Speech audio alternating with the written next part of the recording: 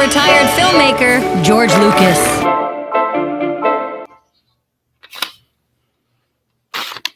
Hello, I'm George Lucas, creator of Star Wars, and welcome to the George Lucas Talk Show, Big Lake 10th Anniversary Watchathon. We're raising money today for charity for WATTO.org, and I'm very excited. WATTO, I believe. Are you there, WATTO? The charity is actually, it sounds... WATTO actually just left the stream. I'm not sure where he went, but keep going, George. Keep going. Welcome to that's our producer, Patrick Connor. Hi, guys. Oh, well, and of course, the stream is already going as well, perhaps even better than the original broadcast of Big Lake did on Central. WATTO, hello. Hear me? How I can hear you, WATTO. How are you? I need my headphones work just in time. I'm feeling great. I'm ready to raise money for charity. Ah! Yes. That's. It's been a while, and as we all know, absence makes the heart grow fonder. Mm-hmm. So we took 6 weeks off from being a charitable show, and now I'm eager to raise money. Right. We haven't really. You're not going to cheer a second. How long has it been since you've heard the applause of another human? A long time. Well, right? The premiere of Attack of the Clones was 2002, right? Yeah. So Right. I guess like mid-May 2002 was the last time I heard the applause. Right. Well, Now, George, tell everybody what we're raising money for today. We are raising money for water.org because, there have been a lot of things that we've been able to do without in the current circumstance. But one thing that no human can do without is clean water. WATTO. WATTO. Clean water.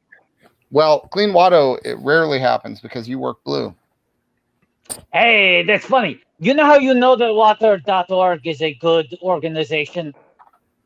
Because of the will hunting? Well, there is some good will hunting, and we'll get to that in a second. But also because they do not have a dirty .com in their domain name. They are a .org. It is clean. It is pure, like the water that they supply to people in need. Now, we should say, before we get started, all of the episodes of Big Lake are on YouTube. Yes. I'm going to put up... I've pinned them on Twitter. You can go and find the playlist there if you go there. They're all on YouTube. Tried to get them uploaded to Pornhub like we promised. Unfortunately, we didn't. Someone did. Someone did. It wasn't us. Someone did. Oh. And they got pulled down. They got flagged faster on Pornhub than they did on YouTube. Yeah. We are hoping that YouTube does not notice or care. Just for a few hours. All we need, we just need them to stay up on YouTube just a little bit longer than it ran on Comedy Central.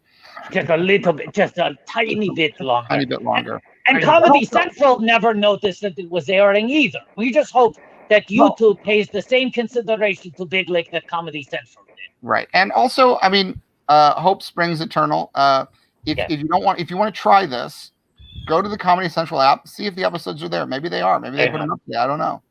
Maybe. Man, that would be smart of Comedy Central. They would be making money suddenly with all the videos of it. Hand over fist. George, WATTO, should I bring a guest in? Already? I mean, wow. We were going to start the next episode in a few minutes, but I just wanted to get... How much money have we raised, Patrick? We have now, we have raised... $50. Let's raise one more. That's not right. But that's not right. That's not right. That's not right. Well, let's bring a guest in. No, hold on. Let's not rate. Let's raise one more dollar before we bring the guest in. I want to extract. I think because now we've shown the spreadsheet, I think we need to talk about the stretch goals for today. 155.69 we are at right now. All right, $1 more. $1 more dollar, and we bring the guest in. Okay, guys, donate $1 more and then you get a guest. We've shown this spreadsheet twice now. I need to explain the stretch goals. $1 more dollar. Hang on. Explain? Yeah. $1 more to explain. $1 more to bring the guest in. Yeah. Playing hardball this month. Big Lake, big deals, big money, big water, big WATTO.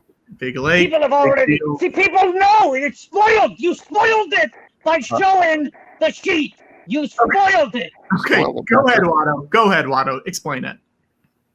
I believe today is literally the 10th anniversary of the final episode of Big Lake Air, right?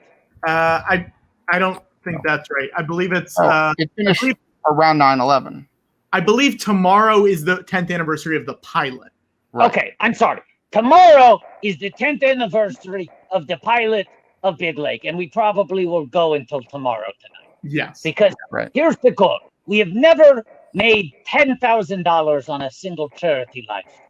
We've raised over $75,000 in total, but we've never cracked the 1 week 10,000 goal. And we've taken some weeks off. We've given people some time to let their wallets recover, even in the midst of a recession. Anything you can give is appreciated, but we would love to hit 10,000. So here's what they're doing. In honor of the 10th anniversary of the 10 episodes of Big Lake, Watto has purchased 10 Big Mac hamburgers. And at every $1,000, Watto will eat 1 Big Mac for Big Lake. The goal is, by the end of episode 10, or maybe a little bit longer if he takes it, Watto will eat 10 Big Macs. Watto is attempting to eat 10 Big Macs today for sure. Okay, Watto, now I'm going to bring in our guest, okay? We raise $1? Well, we raised $1. All right, then we can do it. Hi, everybody. I know I hit my laptop trying to fix my hair. Where did we start? Josh Franklin. Josh Franklin himself. Josh Franklin himself. Josh Franklin. Now, Josh, 10 years. It's 10 years. Where are you living now? That's not your parents' house, I hope. No, I finally got out of my parents' house once the financial crisis bounced back. Hey, Watto, how much did McDonald's have to pay you to sell your soul? No, you're wrong. Watto had to pay $54 for 5,400 calories. Hang on. Josh should not be mad at Watto for selling his soul. You used to be an investment banker. You said Josh! Very on game for your first question to be about money and commerce, Josh Franklin. Are we really going to refer to me as Josh Franklin this whole time? Was this a way to make me cringe harder? Also, I want to say Tom Sharpling's in the chat, and if I remember right, he was offered a writing job on Big Lake and turned it down, if I remember correctly. Yeah, he passed. I wonder, in the comments, it would be great if Tom could pitch some of those log lines for episodes of Big Lake that he would have written had he accepted the job. I know it's giving it away for free, but it, for the 10th anniversary, that would be a beautiful gift to give. And every time that Tom Sharpling pitches a log line for a Big Lake episode today, we would ask people to please donate $4. Yes. Someone suggested that if we get to $50,000, that we tonight watch the entire public access run of the Chris Gethard show for $50,000. For $50,000, I say for the Gethard show, we need to make that at least $100,000. $100,000 to watch. $100,000. We watch the entire first run, season 1. Yeah, season 1. Oh no, that's not worth $100,000. What season 1 was worth? 140 episodes or something? Yeah, it's 140. Yeah. And then what? Season 2 was like 6. That was the bit, something like that. Anyway. Yeah.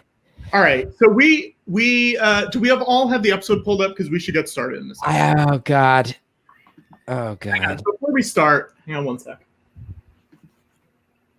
This is I want to put this on. Okay. This is pain. Wow, Big Lake merch right there. Big Lake Now, merch. if I press play and it's in my headphones, is it going to go out over the stream? Everyone turn the sound down. Yes. There are subtitles. Yeah. Oh, So jeez. We got every episode subtitled. I'll pull up the guy's name in a second who helped us out. All right, let's get. Actually, maybe a world premiere. Can I say one thing first? Yeah. Is Watto, you and I have been friends for years. Yes, George, we go like that. You and I have known each other for years, and I'm obviously a huge admirer. Patrick, we worked together for years. A while, yeah. And you all know my relationship with shame. Right. It's omnipresent, and it has been my whole life. And there's a type of embarrassment that can't be summed up in words that I'm feeling as we enter this process together. Right. Look, Josh, I think it is going to be helpful for you to watch this and actually realize how far you've come in the last 10 years. What if it's really good? What if we find out that Well, What have you you know, fucked? we are in the era of the reboot. We are in the era where a lot of property No. people love, people love Yes. bringing back Hold on. IP. Yes, What about, like Fuller House is a big hit for Netflix. What about Bigger Lake? Bigger Lake. Bigger Lake. You just changed my name to Josh Franklin because Don't worry I about did it. We not should get also started. But have- hang on, wait. Before we get started, Yeah. I feel like this isn't Big Lake enough. Yeah. I feel like what I'm wearing isn't Big Lake enough. This is going to be a very hard day for me, guys. It's going to be a very hard day. You don't want to get into any. I guess do people know the whole backstory? We're gonna get into We'll it. get into it. We're gonna this is the thing. Today, this is the first of what I hope will be many 10-year anniversary celebrations. Wow. Big Lake. What font And is you're that, asking, Patrick? What? What font is that, Patrick?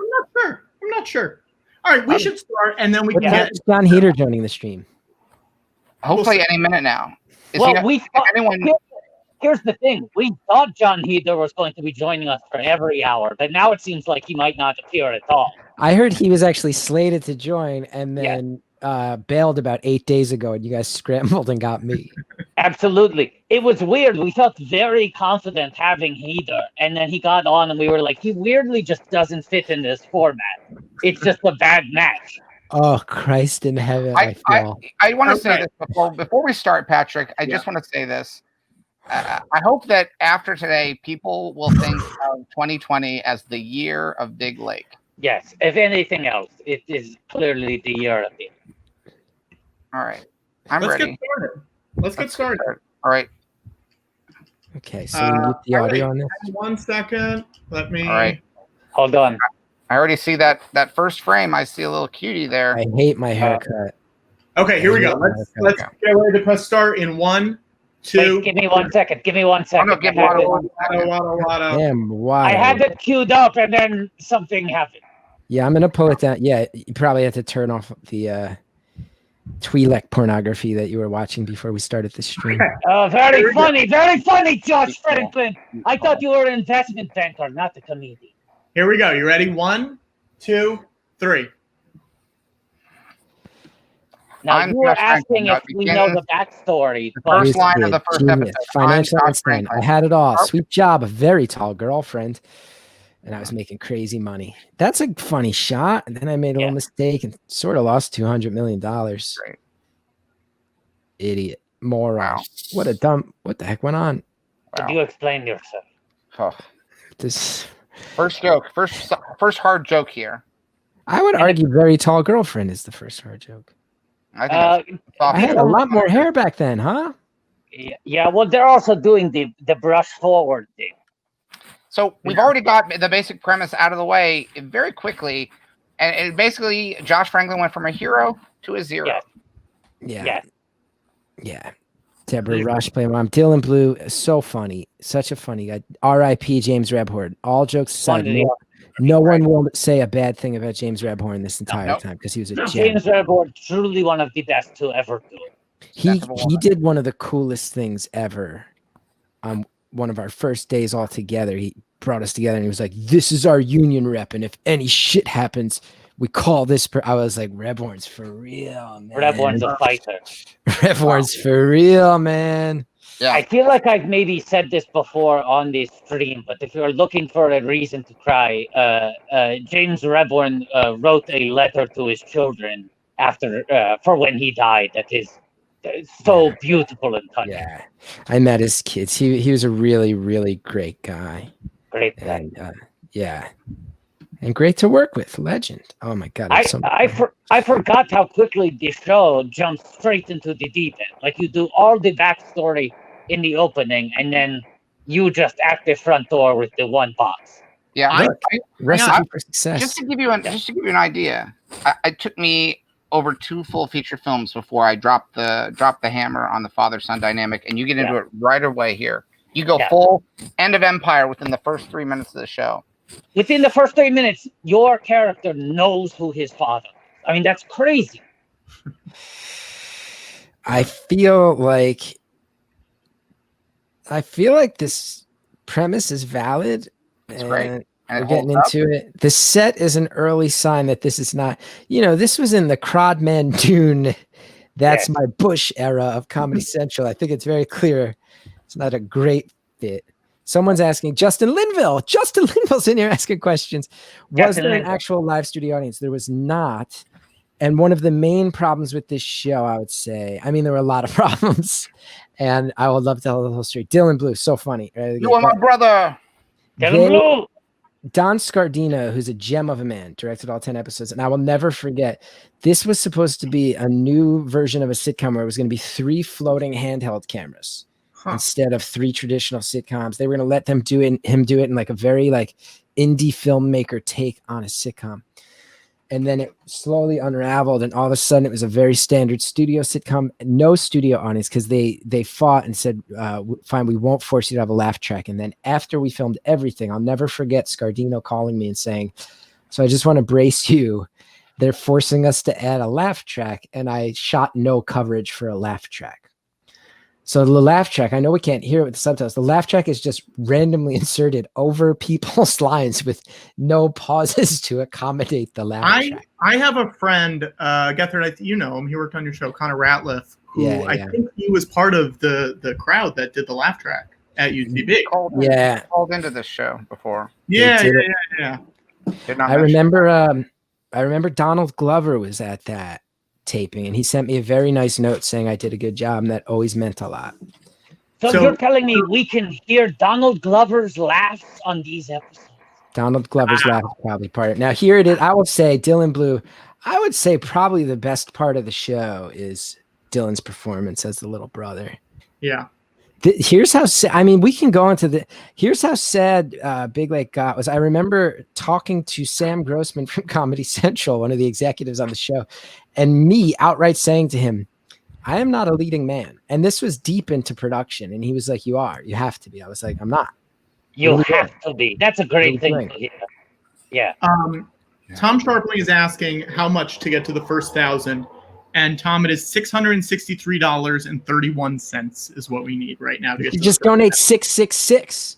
Yes, and remember, when we pass 666, I also have to chug an energy drink. And I believe we also get a George deflating and then reinflating the BB-8. I also heard that every individual donation of 666, you guys are committing to watching a movie with the word devil in the title, starting with The Devil Wears Prada. I heard that. That's a great movie. That would be a gift. I'm not opposed to that. Watto and George, I'll let you guys decide, but I'm not opposed to let's hold on, because this sounds like one of those things where it's like you double the amount of grains of rice on a chessboard, and by the end you take all the grain in the kingdom. I'm just telling you what I hear, man. George Lucas show is a hot show. There's a lot of 666s in 10,000. Yo, that's funny. Him flashing me the gun. This show, here's the thing I never understood about Big Lake is I would argue that when you sat down and read the scripts, the jokes were funny. They're funny jokes. I would argue the same thing. I remember around this time, I submitted to be in the punch-up room at Big Lake. And so I read several of the scripts. This hurt so bad, by the way. Horatio and I were old friends. Hey, George. Shit out of me. Hey, George. You beat the fucking shit out of me. George, please start deflating and then reinflating the BB-8. Watto, I believe you drink your energy drink and you start drinking your first Big Mac. Drink it. Drinking my first Big Mac! Put it in a blender. You know what I mean. Energy drink and Big Mac in a blender. Drink it. No. Patrick says. Patrick's the producer. No, we have so far to go. Gethard, you guys force me into cringing all day, and then you don't do anything fun. We're not doing anything fun. Everybody's saying drink the Mac. No, you're humiliating me all day. Now, do you want want behind the scenes stories or not? 0.1. Gethard, while I eat and drink, and George Lucas inflates a BB-8, can I ask that you explain the 90-10 model that this show was based on? Yeah, there's a lot to explain in regards to this show. There's a number of things I'd like to get to as well. So the 90-10 model was a type of sitcom presentation style, I guess you could say, the logistics of it, where instead of doing a pilot and then maybe picking up a season, This was something that Tyler Perry was popularizing at the time with shows, I think on the Turner Family Networks, where a bunch of different people like production company, network, and syndication companies would team up and they'd fund 10 episodes. So you basically had a 10 episode season as your pilot with the understanding that if you got a pickup, it was immediately for 90 more episodes, because once you hit 100 episodes, it goes to syndication. So you'd get a syndication company to help fund 10 episodes out of the gate, knowing that everybody was going to make bank if you got a pickup. And that is why when I got this job, again, legendarily, Jon Heder bailed about a week out. They auditioned 10 people, 3 callbacks. I know Matt Bronger was one of the other ones. I don't know who the third one was. I got it. And when I got the phone call that I got the job, I was told if they picked it up, I would make $2.2 million that day. And I was 29 years old at the time, living in a bedroom in Woodside, Queens, that had no closet, with my roommate who I'd known since college. And leading in Woodside also led to one of the crew members. A bunch of us were all standing around. People were talking about where they lived. Crew members were like, oh, yeah, I come from the Upper West Side. Oh, yeah, I come in from Hell's Kitchen. Somebody was like, where do you come from? I was like, oh, yeah, I take the 7 train from Woodside. It's pretty quick. And we filmed at Silver Cup in Long Island City. And one of the camera guys just paused and went, that's not even as nice a part of Queens as we film it. Like, you live in a worse part of Queens. You're the star of the show. Why do you live in a shittier part of Queens than here? Another early indicator. So many stories. I was put on the drug that Limitless was based on. Deborah Rush, who's playing my mom, very, very nice lady, but really came to not enjoy working with me by the end of this experience. She did not like when we improvised and I said inappropriate things. Oh, she'd be a great guest for the George Lucas talk show. She hates improv. She's very sweet. She's very sweet, and it's all. I think everything's by the wayside, and she's actually reached out and said she's a fan of some of my later work, but did not like when me and that always feels Horatio. good. I love it. I love it when people reach out and they say that they're a fan of the later work. Like, I'll sometimes get an email about Red Tails or Strange Magic, and it always feels nice. I think people are asking. We want to unpack the Limitless drug. So were you specifically put on the drug because of the workload of this show? Yes. So Big Lake here. Okay. This is good because this segues into when I first knew we were entirely in over our heads. So I get this job on a few days' notice, and it's huge. The New York Times shows up, writes a profile about me.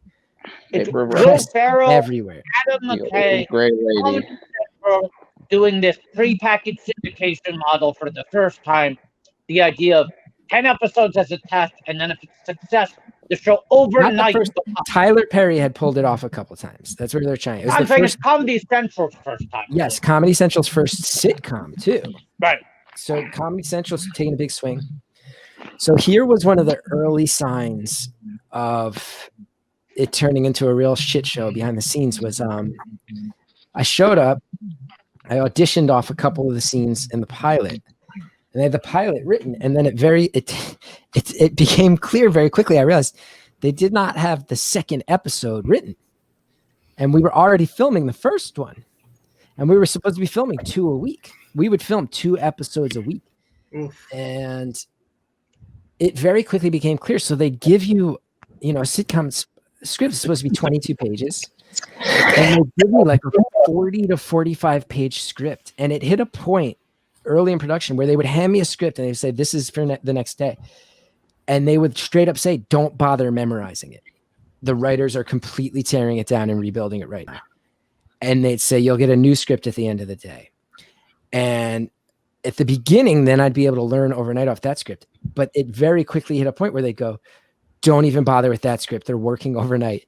And a PA would be sent to my house. I had to give them keys to my apartment in Woodside.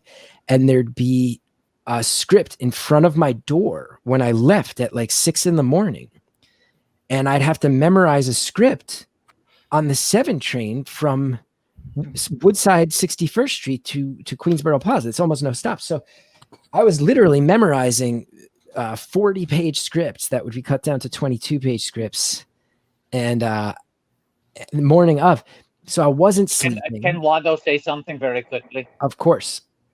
I cannot even imagine what that would feel like to heighten your premise that you're setting up. And obviously, Watto has no experience with this. He cannot even imagine how bad it would be if he woke up and he still didn't have the scripts. And they said, "You'll get them when you get to set." And then when he got to set, people said, "They're almost done." Terrifying. And then they would hand half a script and go, "We'll figure out the other scenes while Yes. you're shooting these scenes." George, Yes. that's crazy. You should get your I script. can't imagine. So I wasn't sleeping at all because of the work hours. I had also just started dating a girl. Like there's all this press about me. Bury the And- lead, Josh. And all of a sudden girls were into me. So I was staying up late. Tall girls? And yeah, actually a tall girl. Yeah. Tall girls. So I was like staying up all night, memorizing these scripts in the morning, exhausted. And my shrink was like, so there's this new drug that might help you through this experience. It was called Nuvigil, Nuvigil. And if you look it up, it is legitimately the drug they wind up basing Limitless on. I did not need to sleep. This is totally true. The only side effect was it made me pee more often than I used to. Like I'd have to run off set and just pee like crazy sometimes.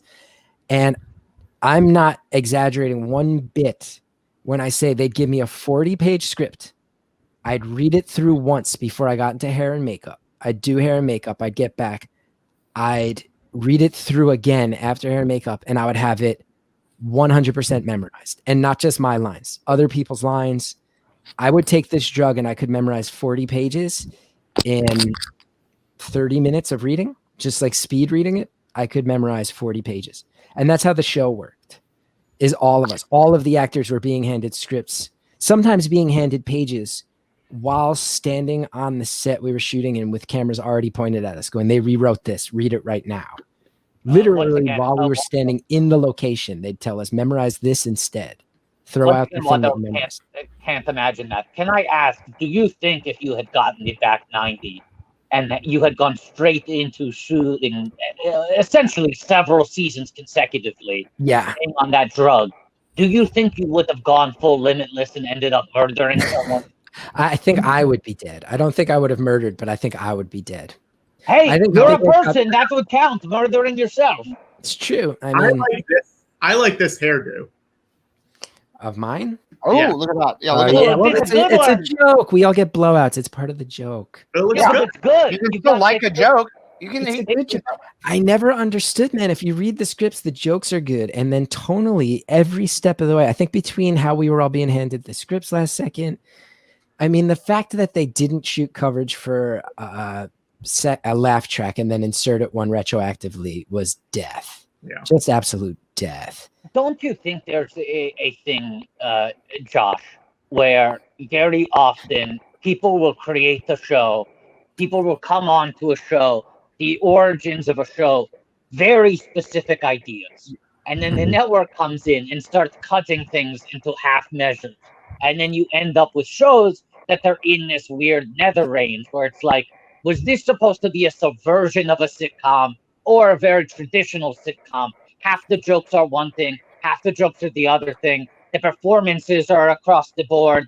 You didn't shoot it with space for the because I once again, I want to say, my association with this show is only that I applied and was rejected to do Punch Up. Yeah. But I read several scripts when you were filming and remember saying to people, this show is going to be good. Here's the thing. So I remember a couple things in reference to your question. One is,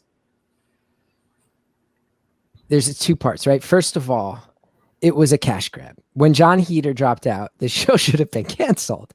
But they'd already built the sets and invested a lot in it, and everybody was thinking 100 episodes. Everybody. Network, producers. And Horatio and Parnell were on. You had two big SNL. Well, I was just going to say, we got Horatio, Parnell, McKay, and FERRELL. Right. People were going, let's take the swing. But it was a cash. They were saying, we're not stopping production when there's so much money on the line. Can we also call out that up until he left the show was literally called the Jon Heder Show?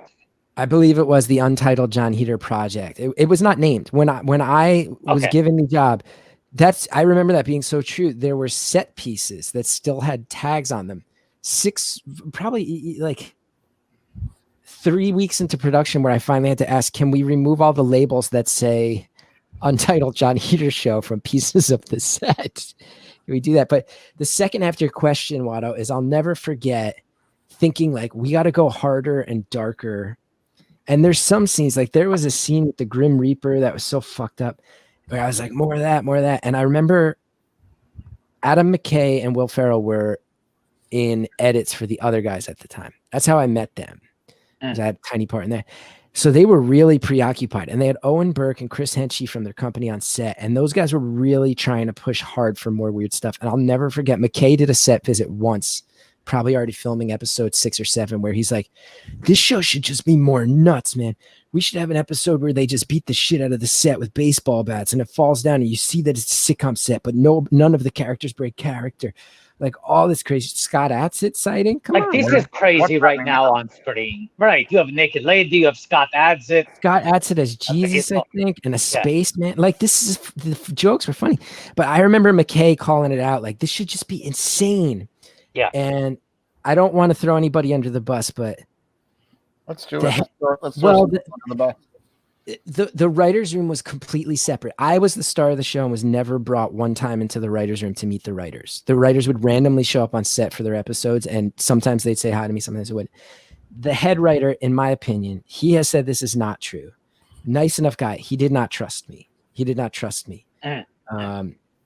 So that was another thing that I would argue is very, very wonky about the show, is that if you watch, I mean, the crew used to make jokes to me. I remember that there's times where I would be given a joke, they'd hand me script pages, and the crew would read through them and go, oh, wow, Geth, they gave you a joke today. The head writer didn't know me. I don't blame him. He didn't know me. The producers liked me. Adam Will liked me. Owen and Henchy liked me. Scardino, I think, knew me through, like, he was the 30 Rock guy through the UCB grapevine. Head writer, but they wouldn't really write for you. You were just sort of a plot function. It got to the point where, so they asked me, who are some friends of yours who are writers? We want to bring some people in who know your voice. I said, Joe Mandy. They brought him in right away. And Watto. Watto, I pushed hard for you, You Watto. did vouch for me. I want to make it very clear. You vouched. I did, hard. And I know your voice. I know your voice. You do. Right. Huge. Watto can write a Josh Franklin like nobody's business.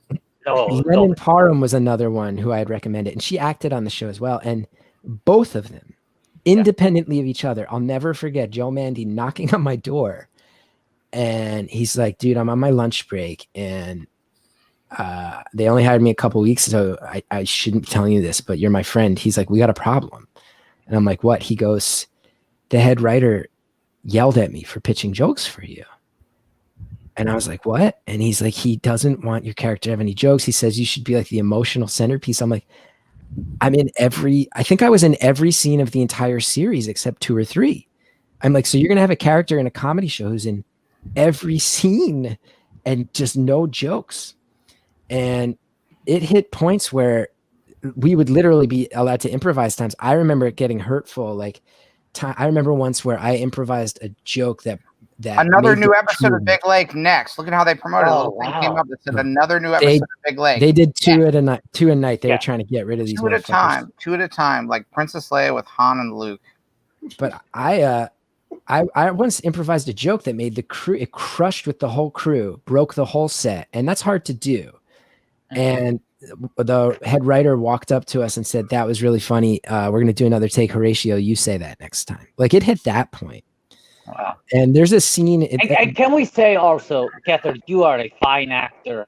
You do wonderful work. You're very, very touching with emotional weight in Don't Think Twice. But your background is comedy. To hire you, a comedian coming out of a comedy theater, and say, we should not give him any jokes. He should function only as the emotional center.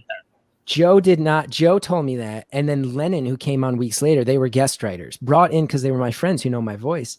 Lennon independently knocked on my dressing room door. Buddy, I'm fighting tooth and nail to get you stuff. They don't want, like, they're just fighting it. So it was wild. And the episode called Josh Moved Out. Is that one of them? Yeah. I think so. Probably one of the worst days of my life was this whole scene came down where they were talking about the whole thing was I move out and I want to move back in, and I'm in the house with the parents and Parnell, and everybody's debating whether or not I should be allowed to move in. And I had one line in like a 4 or 5 minute scene, and Don Scardino came up to me and was like, "This scene feels off." And I was like, I'm tired of complaining about it. I was like, it just feels so weird to me that for 4 straight minutes, these people are talking about me and I'm just going like this, looking at them. And I only have the one line. It just feels very awkward. And Scardino goes, okay, I'll go to the writers and I'll take care of it. And then one of the writers came down and was like, yeah, we rewrote it. Here's the new pages. Thanks for the note. And I had 0 lines. So it got aggressive. And that was the one time where Don Scardino, who I think is coming on the stream later, is a fucking saint. Who knows? We'll find out.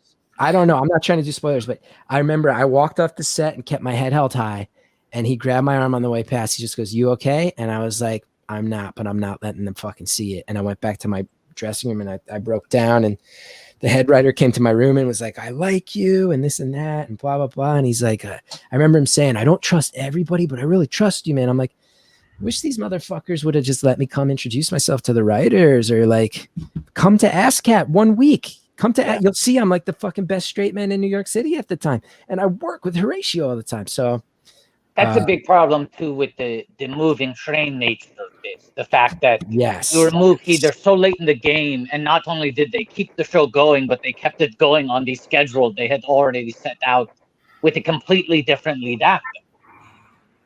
Give me You just gotta one take second. time to recalibrate. Humble Wow, brag. that's something that Josh Franklin would never have said in the 10-episode run. I know. He was Now- famous. Sorry, I'm airing out the emo part because it's actually really fucking fun experience and funny shit and so many weird stories. And That's okay. We should say something that we always do on these fundraisers. Since the beginning, because we're raising money for clean water, by the way. we're raising clean water, water.org, guys. If you want to donate, bit.ly/GLTS gives. But something that we always do, always. We used to give Star Wars names to people. Oh, big lake names. And then we gave our list names to people. Yeah. And then we gave 1600 pen names to people.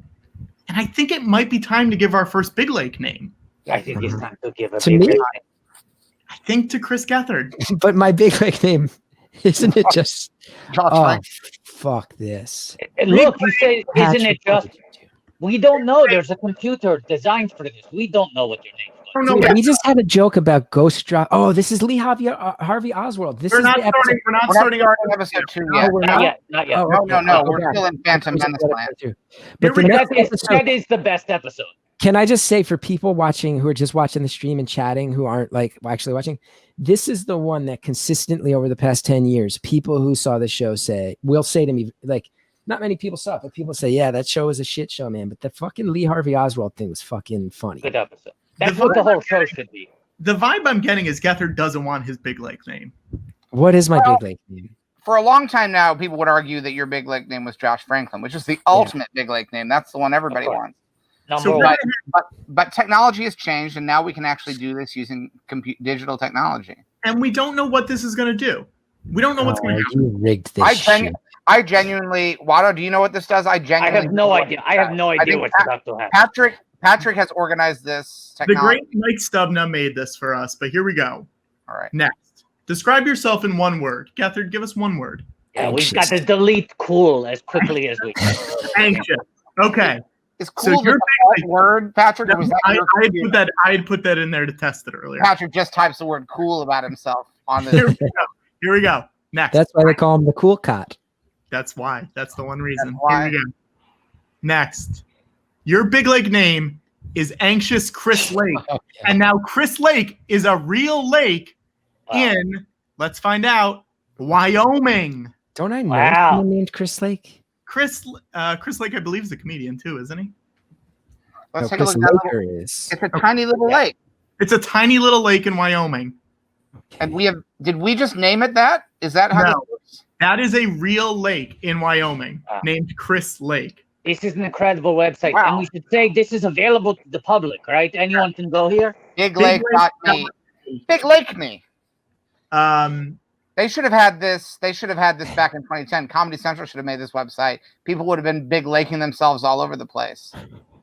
Now, can I say, because a lot of people are asking about Hayes Davenport. Yeah. I believe it was his first writing job. Because I remember Owen Burke was so excited. He's like, I found this guy so fucking funny. And a lot of people are asking if Hayes was one of the problematic writers. He was not. I remember he actually, if I remember right, he before this, he had written at a blog about the Boston Celtics, and it was very funny, and I'd read it. I was really huge into pro basketball at the time. I'm more of a college guy now. We should all. But he was great. It really, all the writers were great. T-Shawn Shannon. They brought in fucking Dave Attell to do punch-ups, man. And me and Dave Attell hit it off every time he sees me. He's like, I remember him pulling me aside. He's like, dude, you're a good actor. Don't let this shit get to you. You remember all the writers were great. It was just, and even the head writer, I don't think he was a bad guy. I think the whole thing was coming apart at the fucking seams. And he thought he was the one who was going to take it on the chin. And everyone else was pretty sure I was the one who was going to be taking it on the chin. And instead of teaming up with me, I think he tried to save the show himself. So I'm not mad at the guy anymore. I was for years. Josh, can I ask a business question? Who had the merchandising rights for this show? Because it seems to me, and I only say this as a fan of the show and as an outside observer with some experience in show business, that it seems to me like they didn't take advantage of any merchandising opportunities. There were no toys, to the best of my knowledge. Yeah, my understanding is that there was not really much taken over in terms of merchandising. Gethard, we actually have a guest that's going to pop in for episode 2. You're welcome to stay, but I just want to, instead of talking about right? Yeah, I'm going to bring him in. I got a lot more to get off my chest. I don't even know if this. Do people want the jokes and the bits, or do they like the fucking me? I think we got vomiting up the 10-year-old angst. We're getting our jokes from the show. We want the insight from you. We want everything. Also, we have all the time in the world, Josh. We can fit it all in. We got hours, Josh. I'm going to bring him in. Please welcome Hayes Davenport. The Hayes Man! Hayes, I don't know if you were sitting in the stream already. I was just going to bat. You and I actually, you were one of the only writers. I was talking about how some people in the writer's room didn't totally trust me, mainly the head writer. And how people were going, was Hayes one of the problematic? We're really just getting right into it, huh?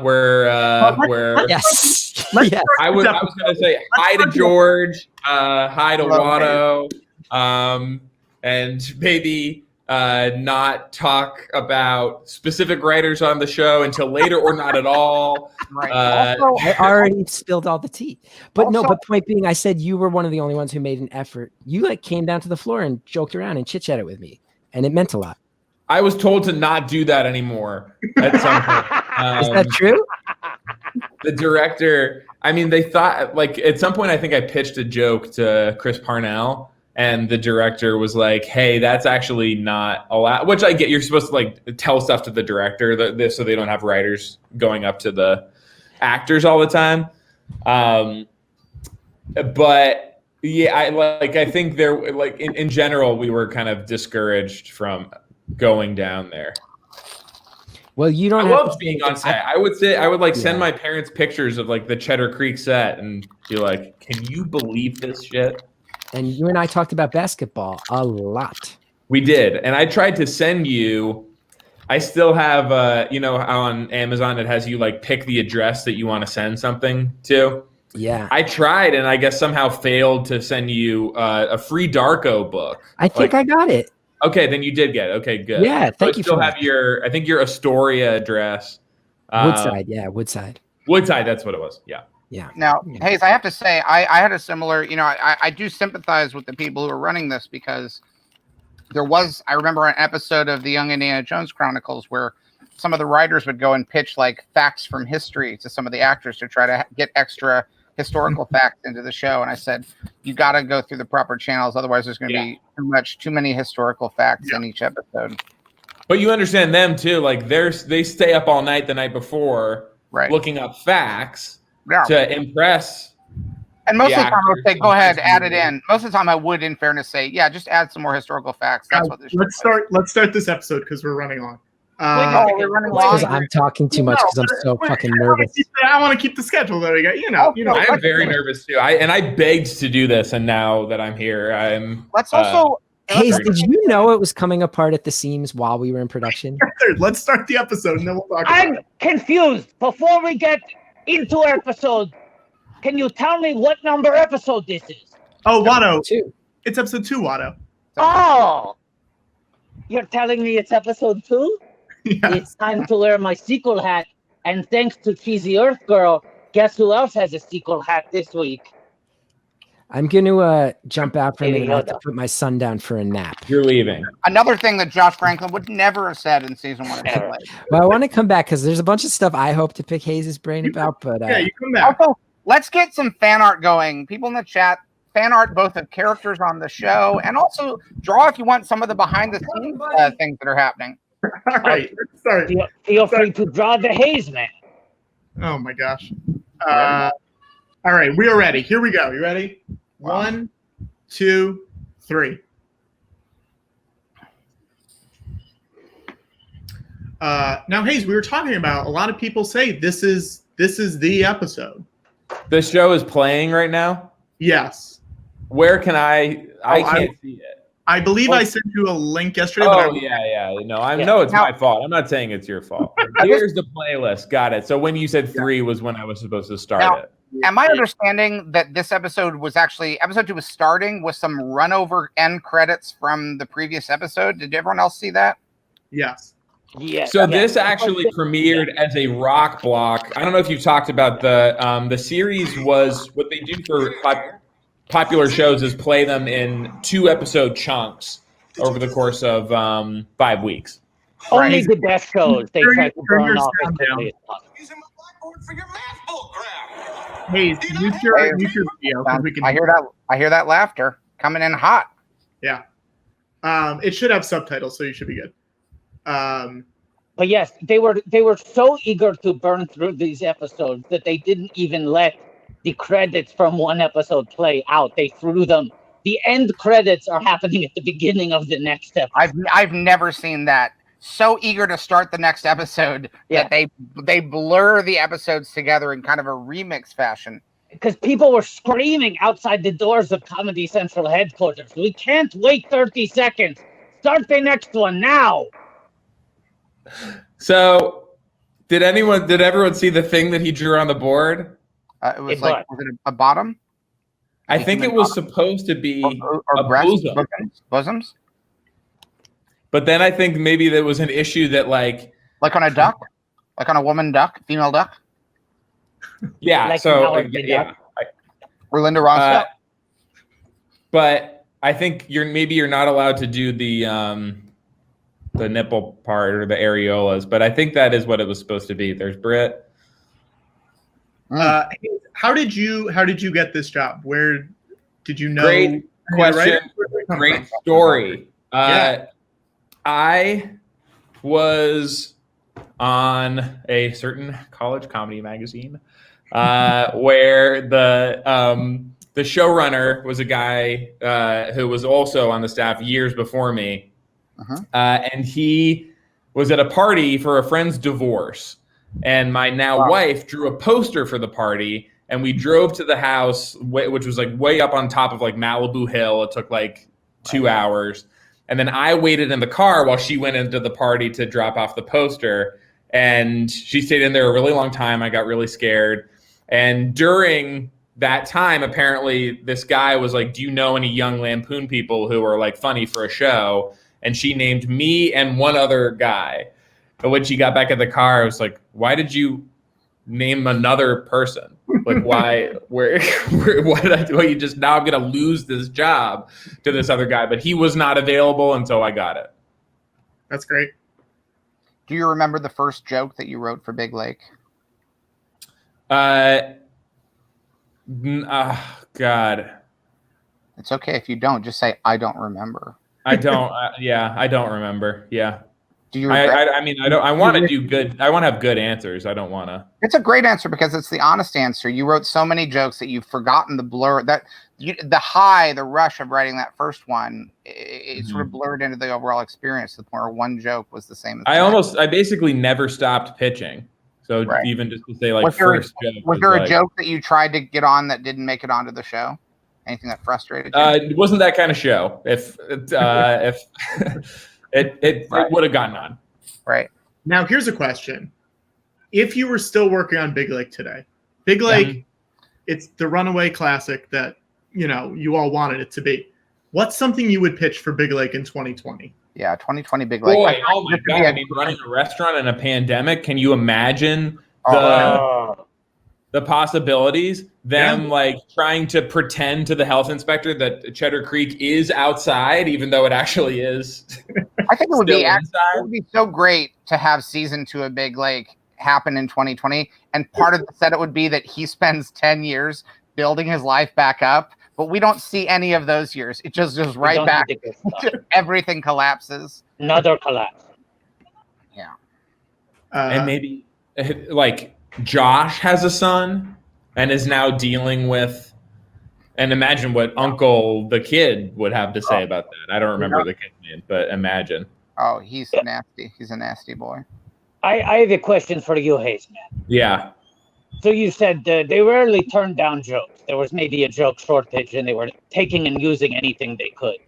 Yeah. Do you remember any like plot lines or episode ideas that were pitched by you or others?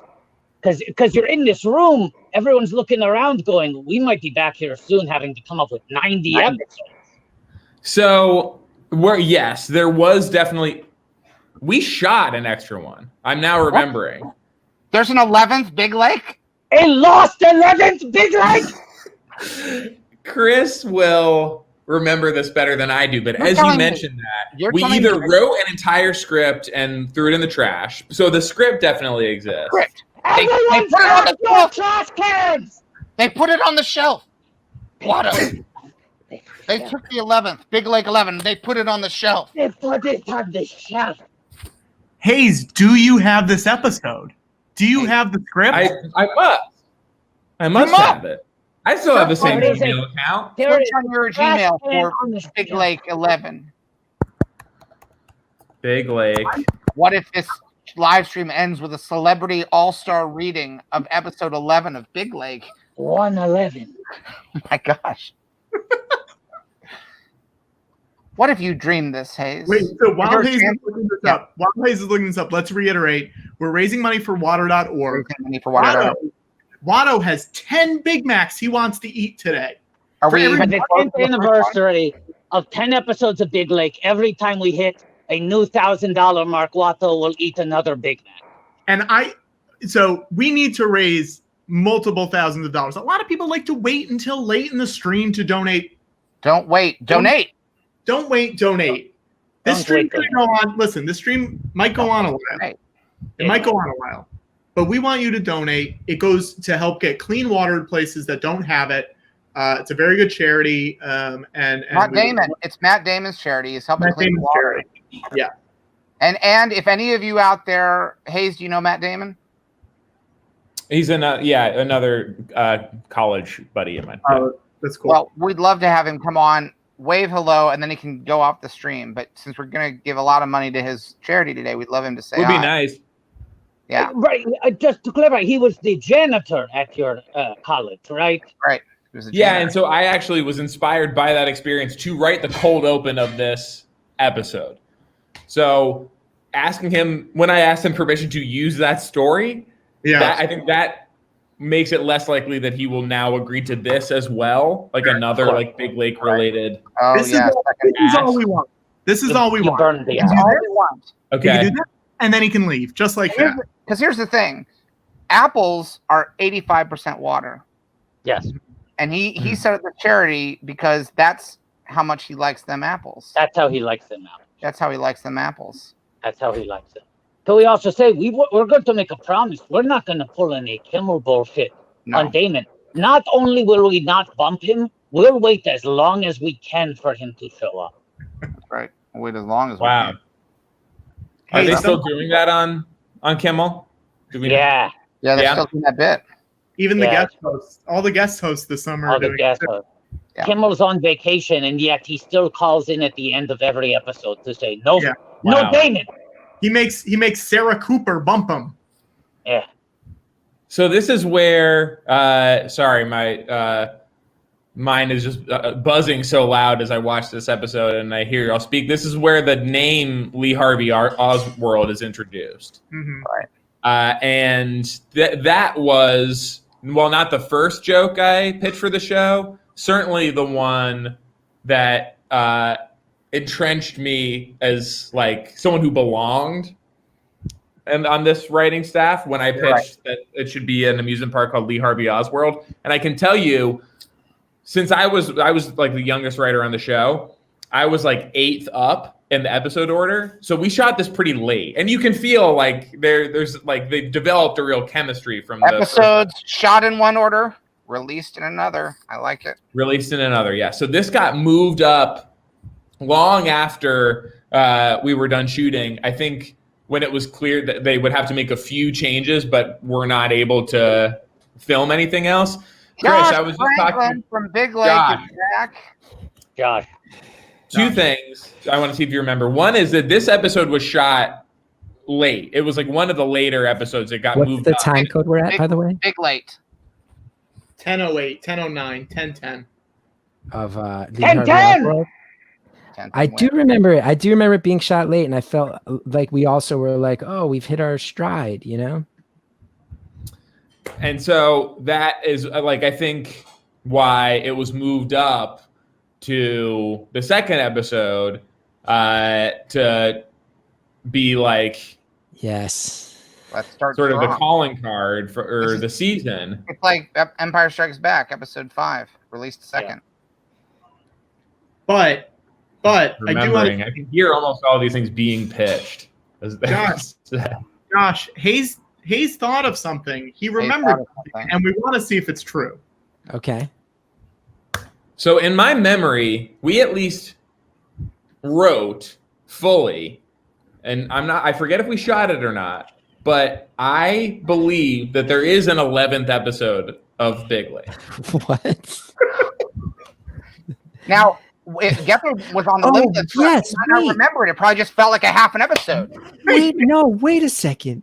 Remembers it We too. scrapped one for sure. We shot one and bailed on it, right?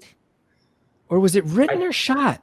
I think we shot, at least wrote, and I think maybe shot an extra, and we're like, Yes. we'll choose between this one or that one. I don't know if we completed it or if we bailed halfway through, but you are right. You are It right. must be This is an out there exclusive. This has somewhere. never been reported anywhere. We have to find the 11th. An 11th And it's an episode. 11th episode. Gethard, if Yeah. we find the script by the end of us watching this, will you do a read along?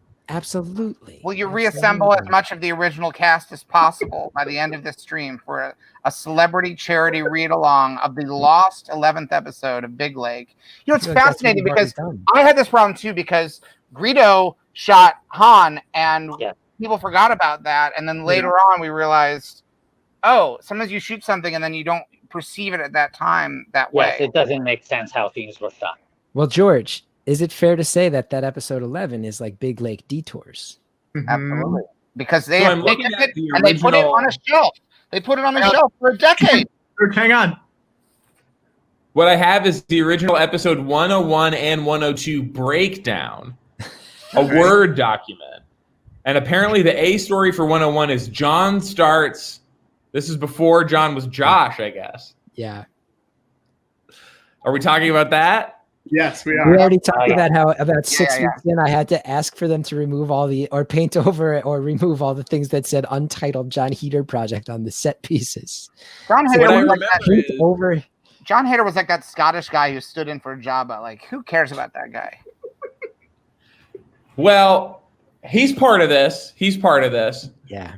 And what I remember about he came by the office, by the writer's room like twice. And most of it was he was showing us how he could identify a jelly bean based on either color or taste. Taste being easier, obviously.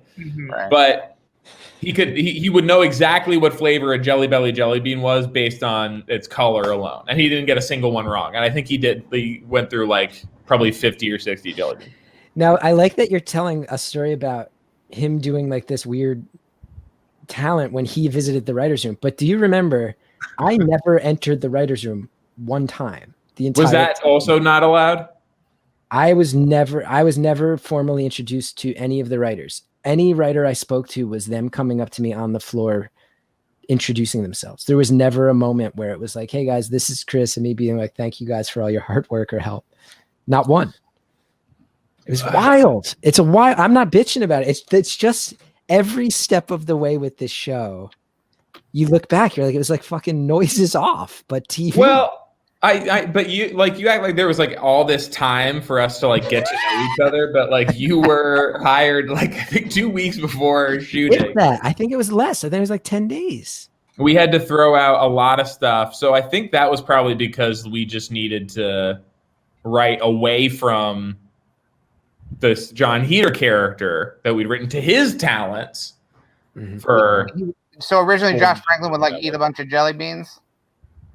So he was sensitive about his character doing things that were not in line with his values, like committing crimes.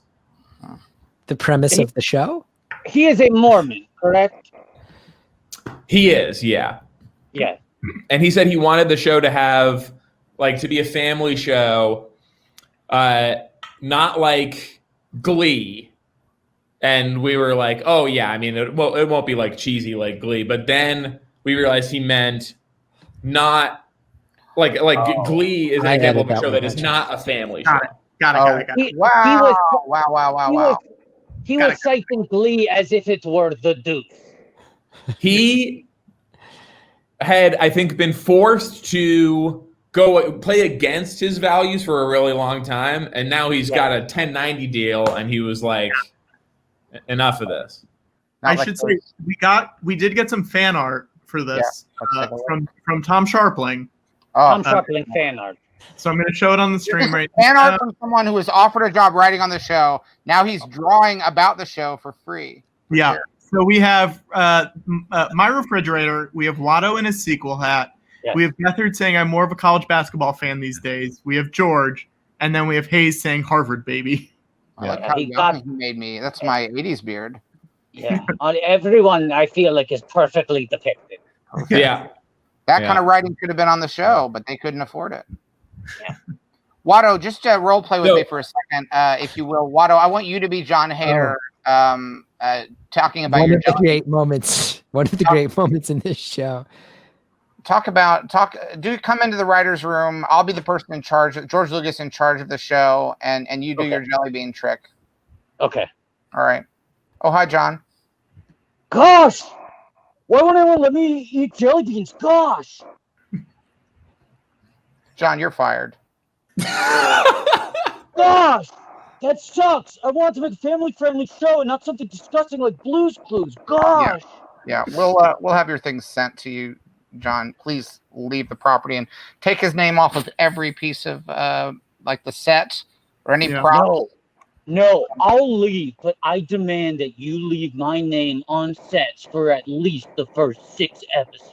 All right, you drive a hard bargain, but okay, it's done. I'm going to go to AskCat and see if there's anybody who can be on this show.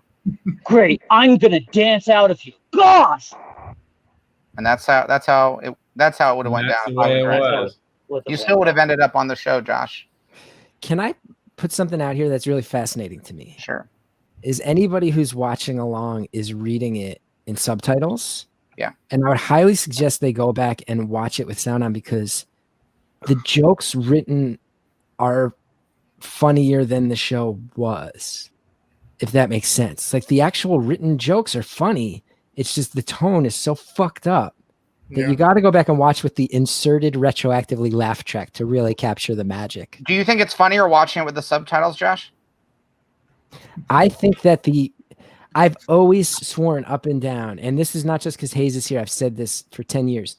The scripts, I would read the scripts and be like, there's a good joke. There's a good joke. There's a good joke. There's a good joke. Like jokes per minute. And you got fucking Chris Parnell. You got maybe this was never meant to be a talkie. Hey, Watto. It's the tone of the show that's totally off. You gotta go get that. You gotta go get that second Big Mac. Hayes, Watto would eat Big Mac every $1,000. Every $1,000. Got it. Can I point out that You have to do the Norman Rockwell surprise and get hype. Oh wait, and I also have to inflate the 8. I think we missed that, right? Yeah. All right, I'll do that Okay. first. And I'll While we're doing that, Hayes, we should give you a Big Lake name. Absolutely, let's give Hayes a Big Lake name. Now, Hayes, for every charity watchathon we do for the TV show that we're watching, we give our guests a name that has to do with that TV show. So for this one, I'm going to type in your name. I'm going to hit next. And to be clear, if you don't know Hayes, we've only covered the most iconic comedy series of all time. Our list, 1610 and Big Lake. Right. So now, Hayes, give me a word to describe yourself. One word. One word. Yeah. I guess Harvard. Harvard. So I'm going to hit That's the next. top. And your Big Lake name is Harvard Davenport Lake. So Davenport Lake is a real lake in, where is it? Wow. Where is it? It's in Arizona. Davenport Lake, just outside of Flagstaff. That's so cool. Flagstaff, nice city. So your name is Here's- Harvard Davenport Lake. I found the original name for Cheddar Creek in one of these old documents. Okay. It was called Dinner House. Hold on. The end of this episode right here is very fucking funny. This is the high water mark. This is the high water mark of Big Lake, which is to say it came up and breathed air once. Do you remember this, Hayes? Should I tell? Yeah, that his like the very last joke. The very right. I'm on second. I'm on 2050, so it's coming up. Yeah. Wait, where's it with the fucking thing? Did I miss it? Was I wrong? I think you're wrong. I'm wrong. I'm referring to the moment where you reproduce the Lee Harvey Oswald picture. I thought that was going to make it happened. It happened. That It's happened in already. the front of That's the my- newspaper. That's the best joke from the entire series. It's a great joke. That's right. But I remember us all being very proud of that. Yeah. And it actually That's- did read That better one- than the salon blowouts, for example. Did we talk about that already? Not great. Not a great look. In the pilot, there was this big visual joke where like everyone gets salon blowouts, but everyone's hair is like pretty short and like doesn't like do a lot. And so they Funny. come into everyone laughing, but the effect is completely unnoticeable. Now, we want to also encourage people, because we're getting a lot of trivia that hasn't ever been revealed about the series. Please add some of this trivia to the IMDb page and Wikipedia pages for Big Lake. Yeah. I have more trivia from the show let's about hear it. Hear it. behind the scenes Let's in the hear it. writer's room. So there was a golfer named Jesper Parnevik, Swedish golfer. And he brought, when he came to the United States, he brought 3 nannies to take care of his children, 3 Swedish nannies. And those nannies ended up marrying Tiger Woods, Will Ferrell, and the Big Lake writer's assistant.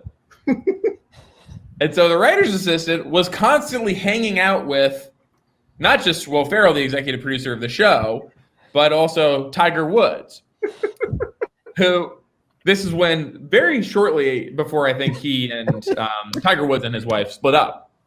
And so we would ask, like, what's Tiger Woods like? And he would tell us that, like, you know, he's all right, but he does this thing where I'm at his house all the time and we'll be like watching TV or something. And I'll be sitting on the couch and he'll pass in front of me to sit down, like facing away from me. But as he's going by me, he'll always like fart in my face. And he like always does it. He like thinks it's really funny. Tiger Woods is a crop duster. Yeah. This is great IMDb trivia. Please Yeah. add Add this it trivia. to Tiger Woods' IMDb page. Okay, I have character breakdowns, original character breakdowns. Wow. Gethard, do you think you would have it in your email somewhere? I have nothing. Hayes can vouch for me. I was given nothing to prep for this Who might- job. Who might have I was episode given 11? scripts.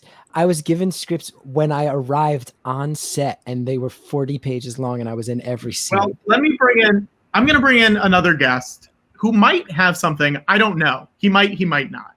Okay. We're going to bring the editor for, I believe, 6 episodes of Big Lake. 6. Nick Mugin.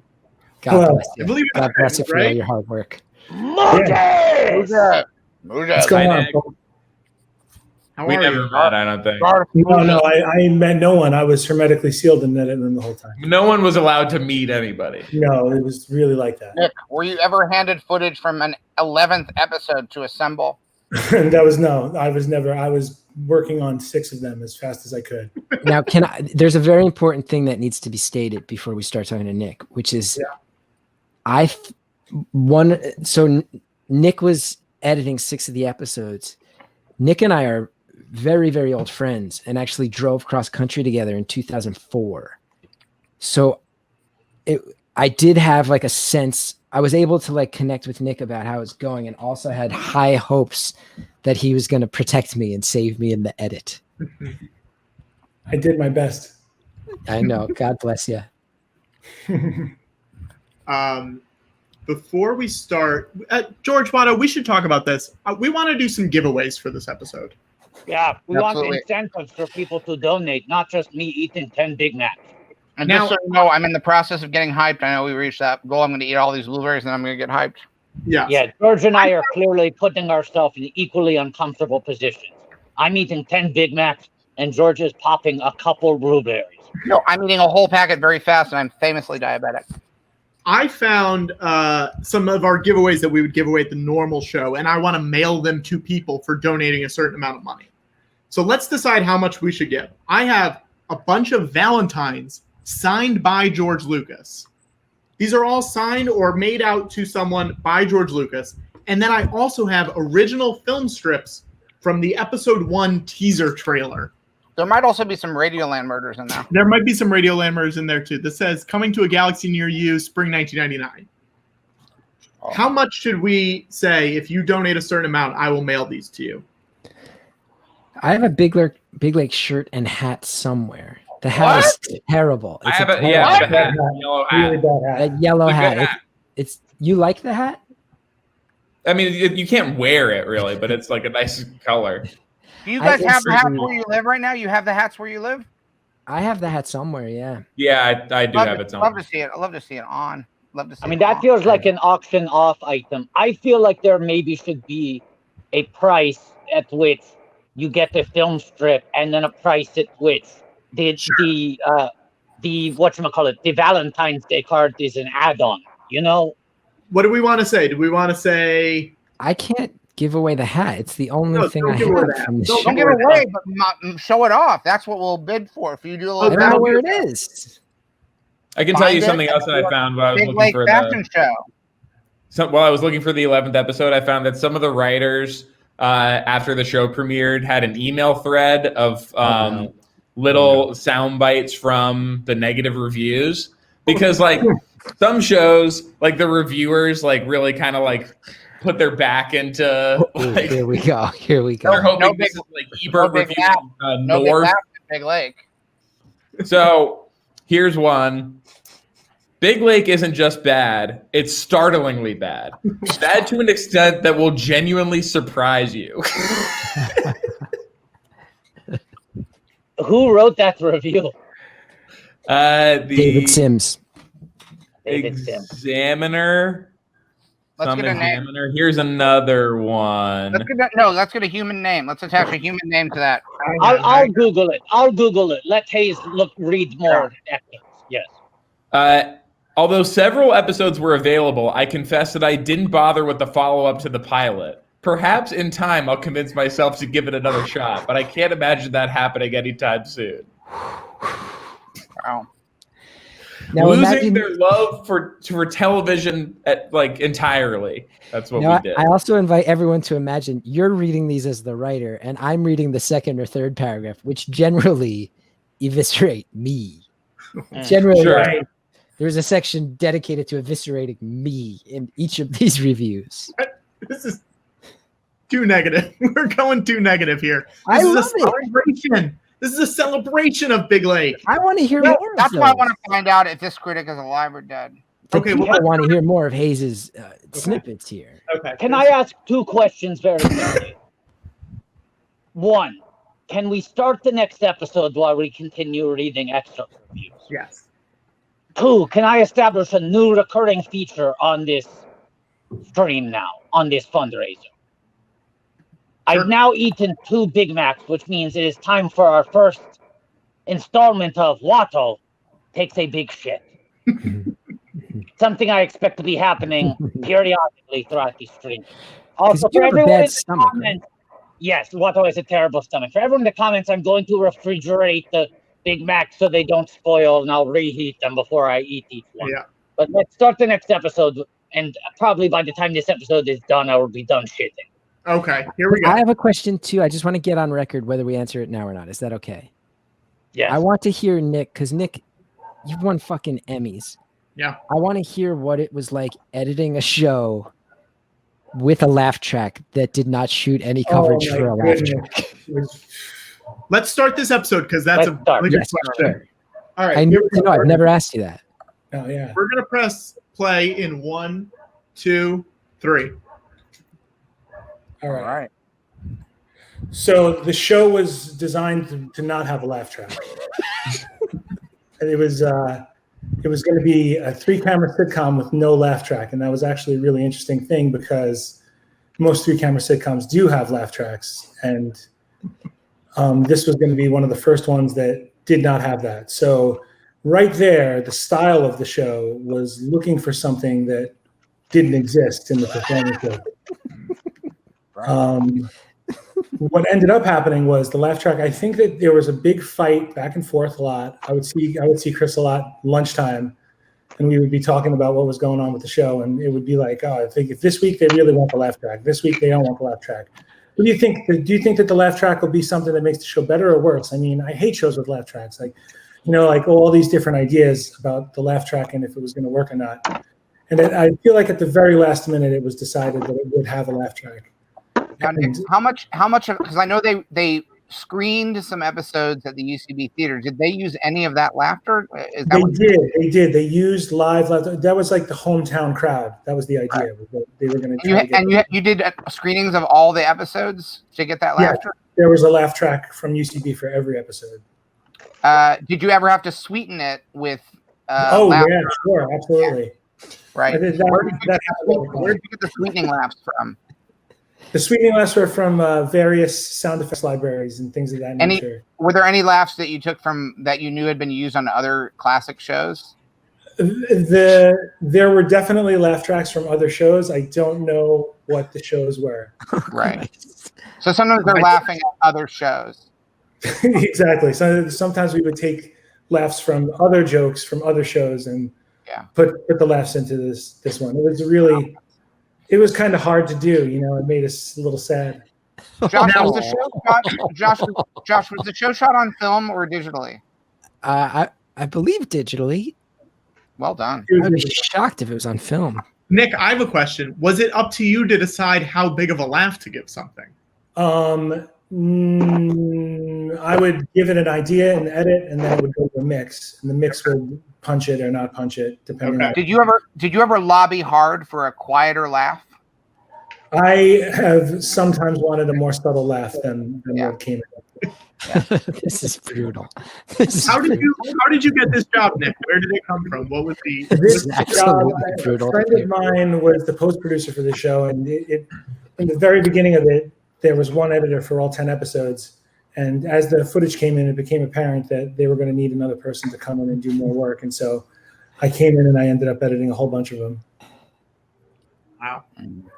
Hayes, can I ask, who was obsessed with Diane Wiest with the lizard jokes? Because I was always terrifically confused. Was it you? Wasn't me. You don't have to name names if you don't want. There was a writer on the show named T-Shawn Shannon. Funny guy. Air City. He was a Cheers writer, right? He was an SNL guy. SNL for a really long time. Did like a bunch of other Didn't shows. we have some Cheers writers in the room? I don't think so. The great June Diane That would've Raphael come on the up. screen right now. Gethard, you asked if I knew the wheels were coming off, and I think shortly before, did you ever overlap with Berkeley Johnson? You wouldn't have met any of the writers, so maybe not. But he was like a young, good-looking guy, right? Yes, young, good-looking guy. He was. I remember, yeah. Like my best friend on the writing staff, and also like super, super funny. And one morning I came in and he was like, well, I just got fired. And none of us ever really heard why. He didn't know. He genuinely had no idea why. I could not make like heads or tails of it. But he just like went back to LA. And we never really figured it out. Wow. A lot of stuff. Also, June Diane Raphael. Yeah. Wow. I want to bring up one of the reviews that Hayes found. Oh yeah, so these are capsule reviews of what's on TV tonight. Yeah. Louis, 11 p.m. FX. Louis recalls how he learned about the birds and the bees. This should be good. Big Lake, 11 and 11:30 p.m. Comedy Central. Series premiere. A new sitcom about a Wall Street whiz kid who loses it all and moves back home. Looks stupid. I mean, they buried us. They put us up against Louis. And then I'll never forget, and Hayes and Nick, I'm sure you remember this too, when you realize, when you look at the fucking channel guide and you're like, wait, they're 2 episodes Thursday last week, and this week they're airing 3 on Wednesday starting at midnight. You're like, oh, but shit. then at the end they actually moved it up. Like even that time slot was like too good for us, and I think the last 2 episodes burnt off at like 5 and 5:30 p.m. Yeah, they were on a Friday. It was dinner time on a Friday. The last, it was such a sad end. I'll never forget. You are right about that. It was dinner time on a Friday. Let me see if I can find my hat. Hey, George. Yeah. Do you want to show Nick your Norman Rockwell surprise? Oh, yeah. Nick, we don't know what this is. George has a Norman Rockwell surprise for us. Oh, wow. Yeah. And this is a Classic. cloth that I have from the Saturday Evening Post, and this is for this is a calendar for 1998. But you can use it this year because the dates line up with the same days of the week. This So is the it's correct just- year for it. So you can use it for 2020. So I know there's only a few months left in the year at this point. We're in the back end of there's only a few months left to use. But I would definitely seek out this Norman Rockwell cloth. Yeah. Might come in handy between now and New Year's. It's a good surprise. Yeah, it's a great surprise. Now, I should say, because we haven't really been, the first episode, we need to get these titles later. The first episode was called Josh Comes Home. Mm-hmm. Second episode, Lee Harvey Oswald. And now we're in Fad Diet. Mm-hmm. Oh, right. 3, Fad Where he Diet. only eats French dips, right? Is that That's right, French dips. Nick, did Okay. you know the show was bad and you just were too heartbroken to tell me? No. We do what we can to make the show good. You know, like that's not the way the professionals work. You know, we're trying to make it better all as much as we can, and it was painful to watch when they were done to see what happens to them. Yeah. That's a good joke, though. Would you like to have a cup of coffee with me? Because I keep a coffee pot in my car. That's a funny, weird joke. Really good Yeah, show. there were a lot of really great jokes in the show, and there was good acting in the show too. The problem was that it was hung in the wrong dimension. You know, like it was in a sitcom, but it looked like Step by Step or something like that. Like it was like something that was supposed to be Like TGIF. Yeah, and for that, in that regard, it was supposed to be subversive. In my mind, this was going to be a subversive. Also, Twisted. we have to keep in mind that you were running a marathon, not a sprint. This was just the first 10 chapters of what was supposed to be a 100 episode saga. Right. So I think you were pacing yourselves. You don't want to burn it out by having the first 10 episodes be the ones that you have to live up to. You want to, ideally, the best 10 episodes would have been 90 through 100. And people would have watched it. You feel that tremendous arc, you know? Purple Hat in the chat just had an idea that's pretty amazing. Ooh. Yeah, storm the ratings on IMDb. Some of the later episodes have no ratings, so we can give them perfect ratings. And just give the show as a whole 10 stars. Go nuts. Drive it up. Drive it up. honestly, that's the way we get our second season. Is if the industry right now is looking around, because the second season could be animated, they could film it right now, it'd be COVID safe. I think we could finish telling the story of these characters in animated form. Yeah. And that way, even if you, and I think here's my suggestion: animate it without pacing in the laughs, and then add those laughs in, so you keep that style consistent. Well, let's ask this. We'll go down the list. Nick, if Big Lake came back for another season, do you commit to editing it? Do you commit to editing at least some of it? Right here for charity, water.org. For sure. Okay, Hayes. Hayes. Would you contribute to writing? You don't have to write every episode, but just writing at least some. At least as many as you did in the original run. I would definitely come back to write another episode of Big Lake. Absolutely. As long as everyone else comes back too. Josh. I would 100% star in another episode of Big Lake. Wow. Not another episode. We need the back 90. We need a season commitment. Sharpling will finally quick accept his 90. invitation to join the writing staff. Tom Sharpling says he will finally accept his invitation that he previously turned down 10 years ago.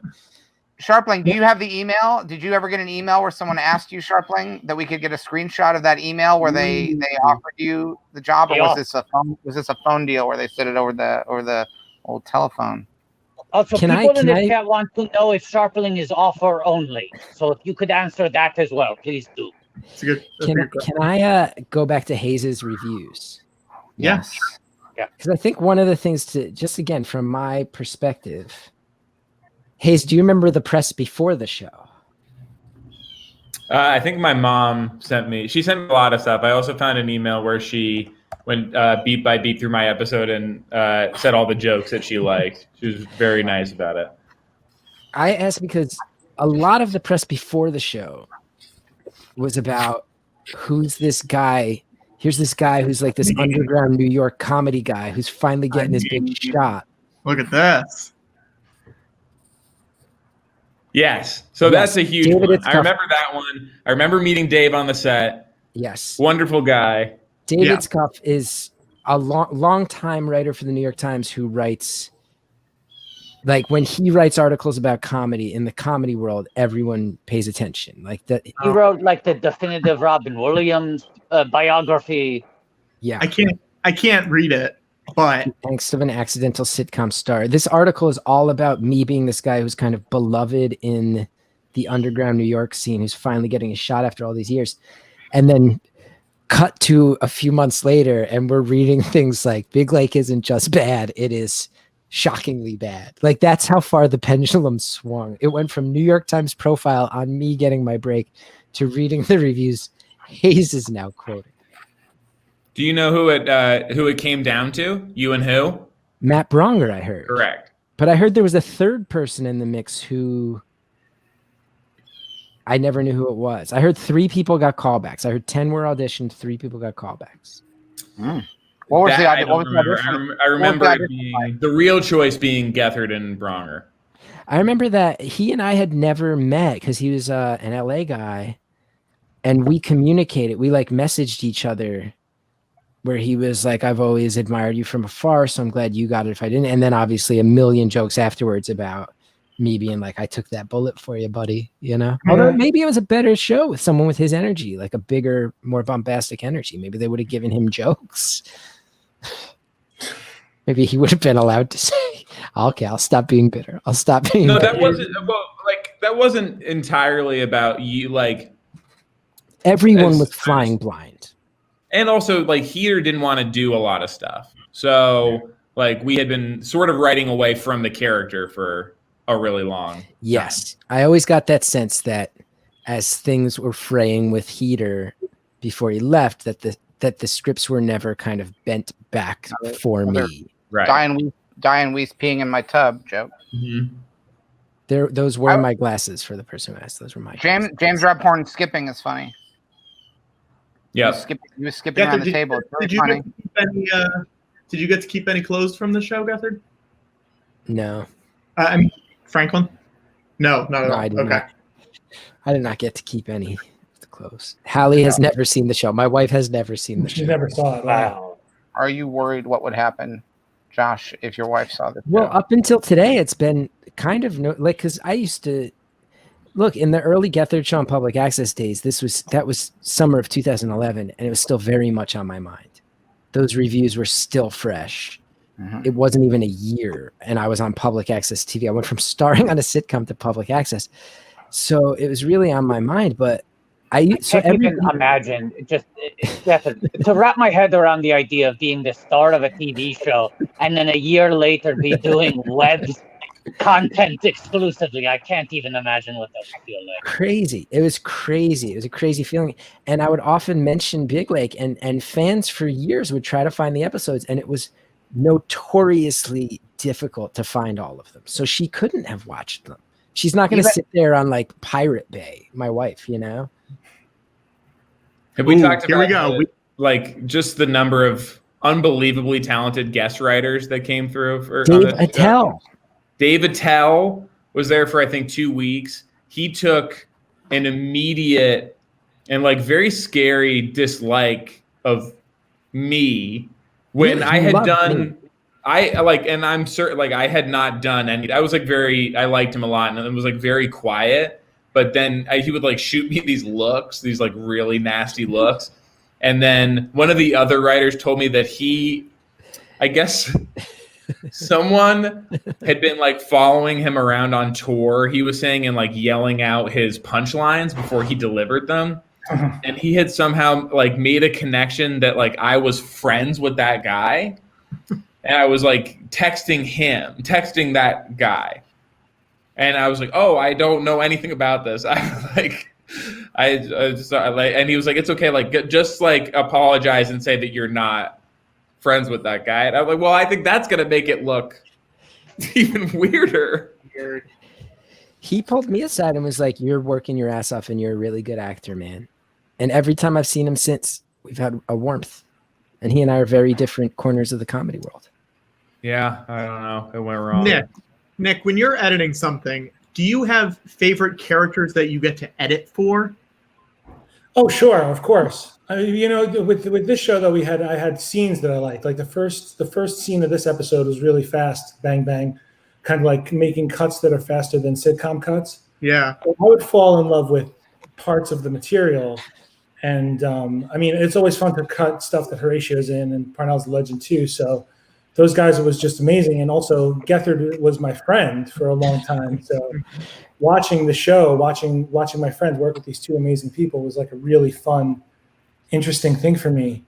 And as it went downhill, I felt really bad because I knew how hard everybody worked to make the show well, try to make the show as good as possible. And I would feel like severe pain from Gethard when we would talk about it all the time. And it was mostly because, and this is something that you can never understand unless you do it, I'm sure, is when you're the face of something that fails, it's just, you take every hit right on the chin. Yeah. But to answer your question, I loved editing Horatio. Horatio was always fun to edit. He always gave a lot of off the cuff stuff that was really good to work with. And you know, the editing on a show like this is not to be boring, but it's mostly just trying to make it hang together. It's not like yeah, so is the writing and acting. Yeah. I mean, Now, George, I'm surprised. Michael, I'm surprised you never worked with Mugis as an editor, because it sounds like basically his philosophy is to make everything faster and more intense. A man after my own heart. George Lucas's only direction for anything: faster, more intense. Yeah, and I can tell this has been edited to go faster and more intense than it otherwise might have been. Can I ask? Is that two questions? Is that iguana CGI or practical? That's the real iguana. That's practical. It's practical, yes. Yeah, I can tell. And Michael Tucker, a guest star in this episode from LA Law. That's a big get. Are you excited, Josh? Great. To have Michael great Tucker, writers. LA Law. Dun dun dun dun dun. Bum, bum, bum, bum. It's still kind of shocking to me how bad it turned out. I'm sorry. Dun, dun, dun, dun, bum. Dun, No, it wasn't supposed to be bad. It was the ingredients were all great, and then it turned out when they mixed all together, it turned out bad. They like burned it. I also want to address, Nick had said like he felt pain for me knowing I was the public face of a thing. Let's just again put the asterisk. Not only the public face on 10 days notice. Let's also remember that. Right. I mean, the show only ran for about 10 more days. Right. So I mean, that's you can't really hold that against Yeah. the show. Can I ask? Is this the actual height difference between June Diane Raphael and Chris Parnell, or was this fake? Are there apple boxes at play? Let's find Is out. there some Peter Jackson-esque forced perspective? Here we go. June Diane Raphael height 5'9". I think there's a step 5'9". down for some reason. Standing up on a thing. I think there's a riser at the front of the class. 5'9". Parnell is, oh, my internet's going slow. Parnell is, it's not loading. Patrick, keep loading. Keep loading, Patrick. Patrick, keep loading. Keep loading. It's loading. It's loading. It's loading. Well, I want to say we did actually get a piece of exclusive content from Tom Sharpling. Oh, Chris Parnell is 5'8". I want to be clear too. Hang on. There's people in the chat thinking I'm mad at the head writer. He was in a panic. I'm not mad at him. He was just trying to fucking hold it together. He's in a panic. Chris, yeah. Josh, give in to your anger. He was in a panic. I'm not trying to throw him under the bus. Everybody was in a panic. We got a piece of exclusive content from Tom Sharpling. Well, I want to show it on the stream. Is that okay with everybody? yes. Absolutely. Yes. Yeah, Okay. yes. It is an invite to the premiere party of Big Lake. I was at this party. Whoa! Hope you can make it. I was at the Hope party. you can make it. It was on a Tuesday night. That's Herald night, Chris. Yeah, I It skipped was on Herald night. night. Skipped Herald night. Now wait, it was at like bar. Date? This is an invitation from Horatio. You want to hear a sad fact about that party? Yeah. Yeah. Comedy Central did not cover it. Horatio covered it out of pocket. Wow. They had Now, already. Wow. Should we Big Lake, more like cheapskate. Shame on Yeah. you, Viacom. You have the money. Should we find out who owns Big Lake 2010 at Gmail? Yes, and here's how we should find that out. Everyone watching right now, email biglake2010@gmail.com and ask them, who are you? Who are you, and am I late to the party? Much like the old lady at the end of Rise of Skywalker asked, what's your name? They knew they were not going to spend another $1 on this goddamn show. They were like, we All right, won't and even, with that, we won't even buy you guys little fucking tiny pizza bagels at some that- shitty thrown together premiere party. the first trilogy of episodes is complete. Yeah. As we ended Bad Diet, and we are ready for episode 4. Chris moves in. Wow. Well, let's hold off a few minutes, but let's Wait. Let's How's digest everybody- the episode. How's everybody feeling watching these? 'Cause I Unbelievable. imagine most of you have I not feel seen great. them. Feel great. Laughing. I'm enjoying the family dynamic. I am Can't genuinely stop curious. People in the chat who are watching this for the first time, I'm genuinely very curious about perception. And let's get that fan art coming in. You can both draw pictures from the series. Let's get some Big Lake fan art. Get Big Lake trending. Hashtag may the lake big with you. And also, if you want to draw some of the behind the scenes things that we've heard talked about, there's some very fun. Yeah. Jon Heder trying his jelly bean trick on people. Jon Heder watching Glee in disgust. I would say don't draw anything of people who were not necessarily on this stream. Just be nice. Oh. Be nice about stuff. Yeah, be nice, but there's a lot of people who aren't on the stream, Patrick. I think we want to be limitless, like the drug that Chris Gethard Absolutely. took in order to become Josh Franklin. I was, for And anybody why- joining now, I was on New Vigil during this He was on production. New Vigil. The drug limit And- that was later based And on. also, let's be clear. We thought Jon Heder was going to be on all 10 episodes of this stream. That was the plan. It's only changed in the last minute. Yeah. Right. Um, This stream is a little bit like Glee, though. That probably It's a little raunchy. It's a a little raunchy. Little raunchy. They gave you New Vigil for this show, Chris. What's that? They gave you were on New Vigil when this show was going on? My shrink knew that I wasn't sleeping, and she gave me New Vigil, and I could legitimately memorize entire scripts in 20 minutes. Wow. And Hayes, you remember another flaw in the show that Nick, I'm sure you had to deal with too. For a show that was 22 minutes, we would often shoot 38 pages of material. I also really want to quote, I think this is the kind of thing that if I was promoting the show and you had a quote like this, I would have put this on the side of a bus. Annika says this, I am enjoying the show. Not in my top 10 favorites, but definitely would have finished watching if I had seen the first episode. Imagine that on the side of a bus. You would have had a hit. Definitely would finish. Let's make a Watto, George. How much money to get film strip? How much money to get a balance? I want to. My instinct is 25 and 50. Does that feel low? I think that's fine. Someone quoted the New York Times. You get an original Phantom Menace trailer film strip. Yeah. 50, you get a film strip and a custom Valentine's Day card, signed and written by George. While supplies last. If you do that, if you donated, send an email to the GeorgeLucasTalkShow@gmail.com with your address, and I will send it to you. But should we also say it helps us if the donations go to the link below rather than WATTO.org directly, because we are having donations matched. Yes. By a certain large media company. Something else about the show being cheap that I remembered? Yeah. So it was written in LA. All of the writers were from LA, except the guest writers who were brought in New York. And so when you're moving a writing staff to production, the entire writing staff went to New York. But you're supposed to pay for travel and accommodations and things like that. But that was not necessarily something that Viacom wanted to do for this show. So we had to all be briefed collectively to tell the WGA, if they ever asked, which they never did, that we all just happened to be coincidentally moving to New York permanently at the exact same time.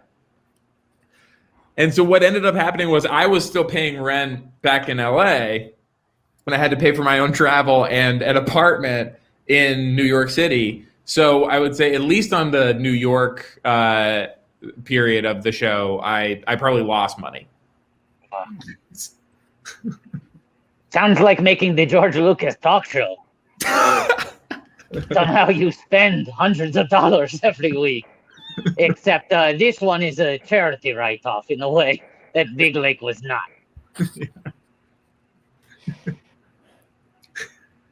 Gethard, how much did you make from this show?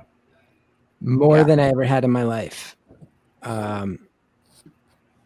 If I remember right. But keep in mind, like, for the stars of sitcoms get really big money.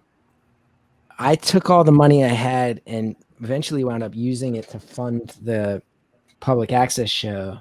Yeah. If I remember right, I made 10 grand an episode. So I made 100 grand before taxes. Wow. And then stuffed it all in a ING direct savings account and ignored that I had that money and just continued living my life as I had been living in sort of squalid fashion. And then that's how I was able to do the public access show, and just kind of slowly siphon money away into that because I used the Big Lake money. Wow. Before we start this next episode, I have a guest who's going to pop in. Hayes and Nick, feel free to stay as long as you want. You can bail whenever you need to bail, but I'm just letting you know. This is a guest actor from this next episode, and also, I believe, a guest writer for some episodes. Please welcome Lennon Parham. Everyone's happier. Everyone's instantly happier. I bow down. Guys, I think I came up with the name for that iguana. Is that right? That was you. Wow. I'm going to take credit for that. I was asking before who was so obsessed with my that. other alternative was calling the iguana Barbecue Jones, but for some reason we didn't pick that. We picked, but I remember being in the room. I was only there for 2 weeks, but Diane Weiss, we pitched and we just laughed so hard because we thought they were going to say she's just so underrated. And that was going to be like the funniest. I remember that. She's just so underrated. Oh. Anyway, Hannah and her sisters was the joke that made it. Hi, everybody. Hi, Len. How's the fam? They're great. They're great. They're great. They're in the other room. Let's get this episode going. Right. This is season 1, episode 4. Chris moves in. So this is kind of a new hope for Big Lake.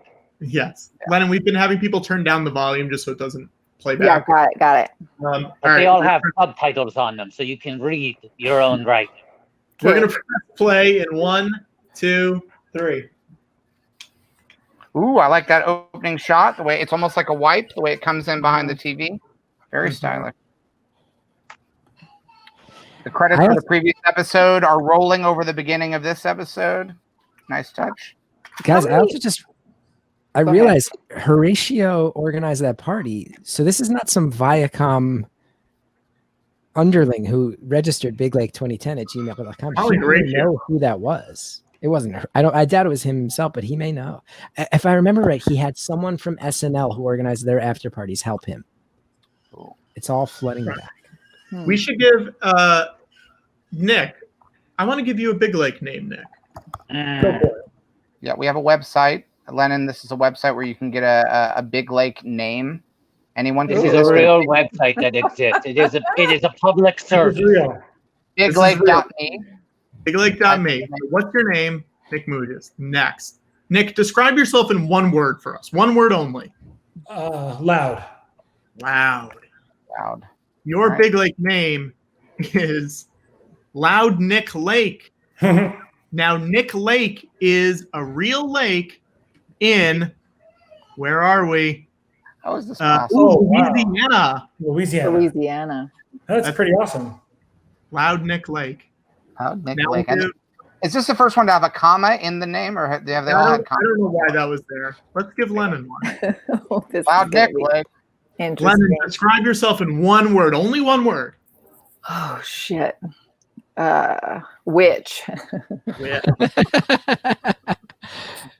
Here we go. Which Durham Park? I guess that's the closest thing to Lennon or Parham. That's a lake. Okay. It's the first lake that was a park. That's very nice. And that is, where is that? That is in Georgia. That's where I'm from. That's perfect. Oh, look at that. Wow. Very good. There's Lennon. There's Lennon in the episode.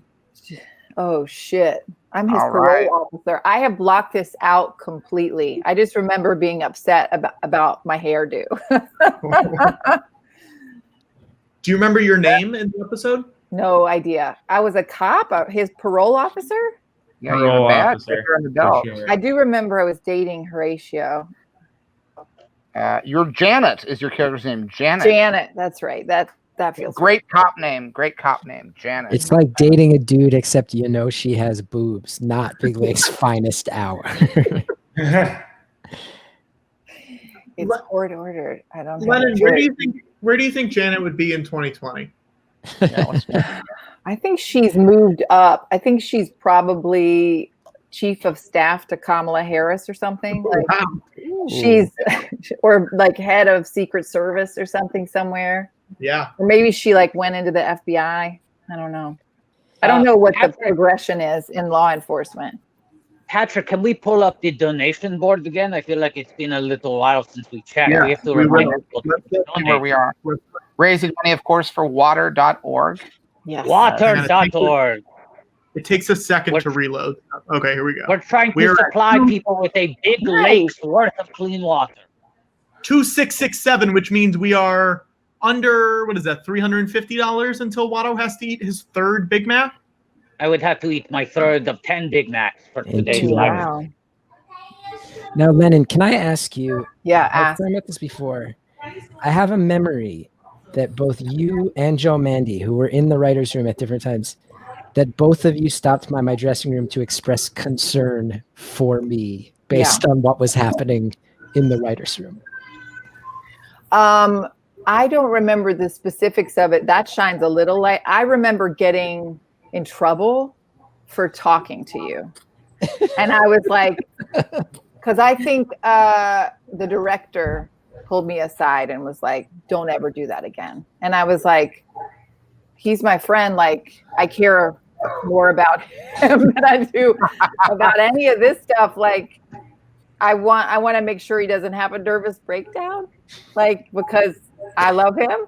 And I don't remember what I said. I just remember getting in trouble and being like, that's okay. Like, I really love to follow the rules. So in order for me to not give a fuck that I like broke one of them, there must have been some serious shit going down. That's all I remember. The strongest recurring theme across every anecdote we've heard about the making of Big Lake is that one would be penalized for speaking together. Hayes has a similar anecdote that was shared earlier. Yeah. Quickest path to a reprimanding is making eye contact with or acknowledging the existence of Chris Gethard on the set of Big Lake. The main character of the show. Writers not allowed to speak to the actor. Typically, when one hears about something like this, it's initiated by the star of something where they do it. Rarely has it been done without their consent, or, you know what I mean? This kind of rule, it's rare that it's inflicted upon a star. No one is allowed to speak to him, and it's not his or her decision. I think it was more about like talking to you at all. It was about telling you the truth or something about what was happening, which I don't remember what the truth was. I truly think I blocked it out. I think we were in Anthony King was in that room, right? With us. Was he? Hayes? Anthony King was in the room, yes. Tracy I think Joe Wigfield Mandy was in the room. Joe was not there, I don't think. I know I had given them your name, Anthony's name, Joe's name. I think Tracy Wigfield was there for like... Tracy was there for like a couple weeks too. Leo Allen was there for a little while. He was really a great room. It's a really good room. The room was amazing. Everybody in the room was great. All the actors were great. FERRELL and McKAY producing. Yeah. What went wrong? Henchy and Owen, right? On the floor. We're running breakout rooms. Don Scardino, no joke. Mm-hmm. Yeah. What happened? I have an email. From the script coordinator. Lennon, I'm going through my Gmail finding old Big Lake emails, and I have one from the script coordinator that says, change an episode shooting order. Next week, April 26th through 30th, we will now shoot Jeremy Gets Caught, episode 102, and Chris Falls in Love, episode 106. So that gives you a little sense of the pace. We were doing two episodes in 5 days. I just remember them saying it was the Tyler Perry model, and I was like, what the fuck? Right. We're going to die. Everybody's going to die then. Yeah. Because that dude lived in a van. I did a show after this show that was a 90-10, and Terry Crews was the star of it.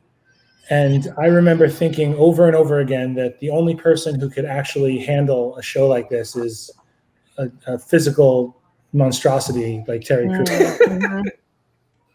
Just because it's like a breakdown, you're doing so many shows and it's too many. Yeah. The guy who did his makeup did my makeup on that show, Robbie, which Anthony King EP'd the Rory Scovel in Atlanta. And he was like, you have to get in. He did his Medea makeup, hair and makeup, wig on, full everything inside of 10 minutes. Jeez. So that tells you like the pace that they're working at. It's probably like a soap opera. They do one take and they're done and move on. Shoot like 100 pages a day or something insane. Yeah, Tyler Perry was directing like 2 to 3 movies a year and starring in them. And now instead he does 500 episodes of television a year. Mm-hmm. Crazy. It's an incredible pace. We're almost at 3,000, guys. We're so close. Do we need to set a new stretch goal to fill the gap between where we are right now? I think so. And 3,000? Yeah, Watto. What do you think? Let's see. Okay, we got Mujis, we got the Hayes Man, we got Lennon, we got Josh Franklin. What's a thing that people want to see? I'm just like, we need a goal for 2.8 and 2.9. Do you guys hear all those helicopters? Can you hear that in my mic? Mm-mm. No. That's because my new house is in the flight path Trump's helicopters take to the Bedminster Resort. Oh, Wow. Should we get him on the stream? I would say routinely 3 or 4 low-flying military helicopters once every 10 days or so. Wow. I probably shouldn't Hey, say that. do you have another email that we could put behind the paywall as an incentive? Behind the paywall, I can find something to put behind the paywall. Yeah. Now, Lennon, This is you might not know a this. dreadful email. Lennon, you What were is only it? there a few works writing, but we hear that there's an 11th episode of Big Lake. no memory. No Guys, memory. I'm telling you, I blocked this shit out. Okay. I was there writing for 2 weeks. Did I act the following week or did I also act while I was writing? I don't remember at all. I don't know. I forget. I don't remember. I just remember But us when I- having a panic-inducing conversation when you warned me about certain behaviors happening. What did I What- say? what- Do you remember what I said? Both you and Joe Mandy warned me separately Oh shit. that the head writer would get mad when people pitched jokes for me. Oh, right.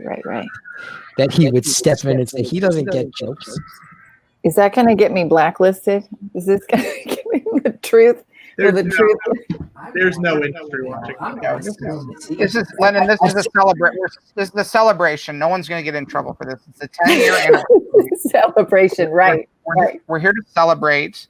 I'm curious about your process, Lennon. When you were playing Officer Janet, Yeah. did you spend any time? Did you shadow any cops? What's your method when you're playing? I left. What's your with the police?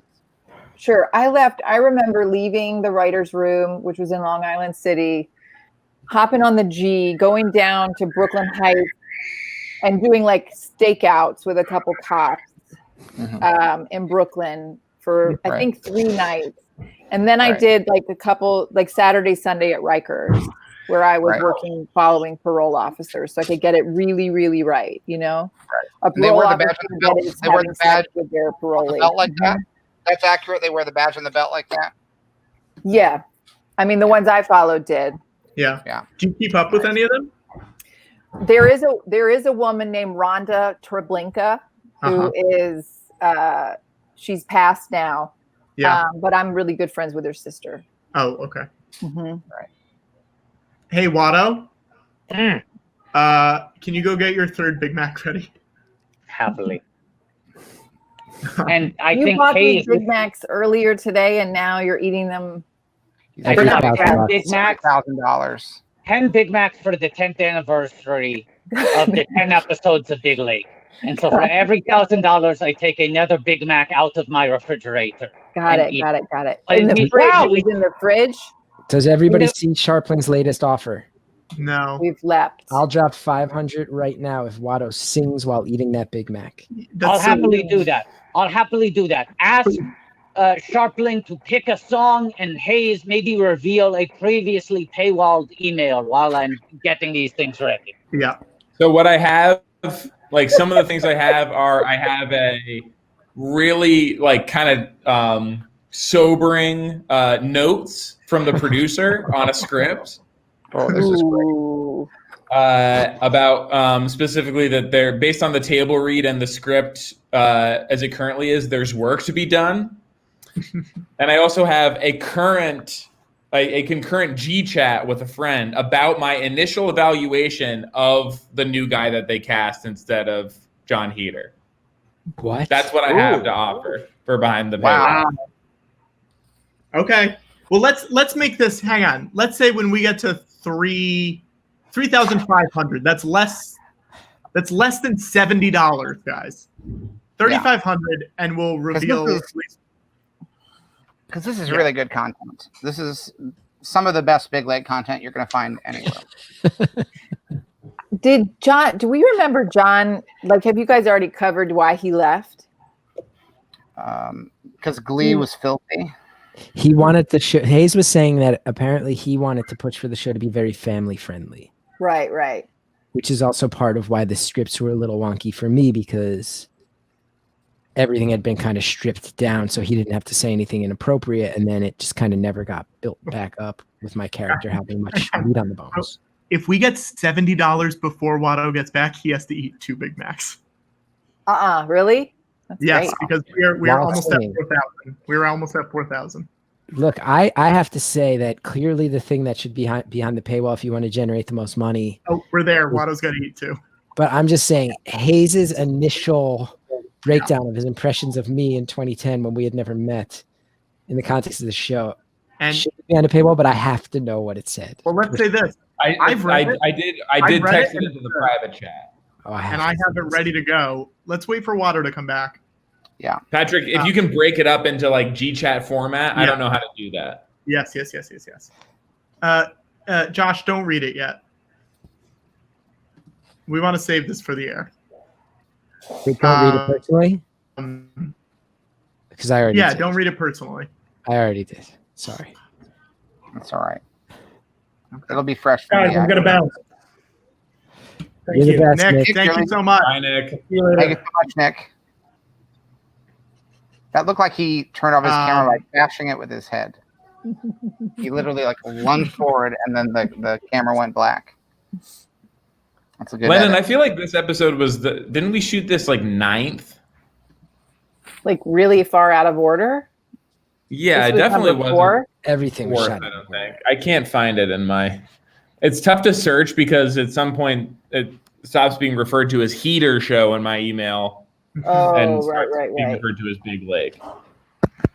Gethard, your hair in this show is something of it's a magic moment. All new Daily Show with Jon Stewart coming up next with Brian Williams. It's going to make up some of his funny stories. In a good way, Lennon, in a way that it's a bad haircut back then, or that it's showing what's happening to me now? No. I love your hair right now. This was a choice. This was like, what? You've always been so kind. But this was tough. This was tough. I'm the it was like person- just that coming down like this though, like the high bang Thanks. on anybody is gonna look tough because you're not like a Kit Kat girl, you know.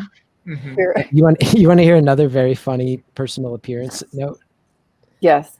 Someone who was involved in the show, who I actually really love to this day, doing me a solid, walked up to me at one point on set and just quietly leaned over and said, "Do yourself a favor and just suck it in a little bit."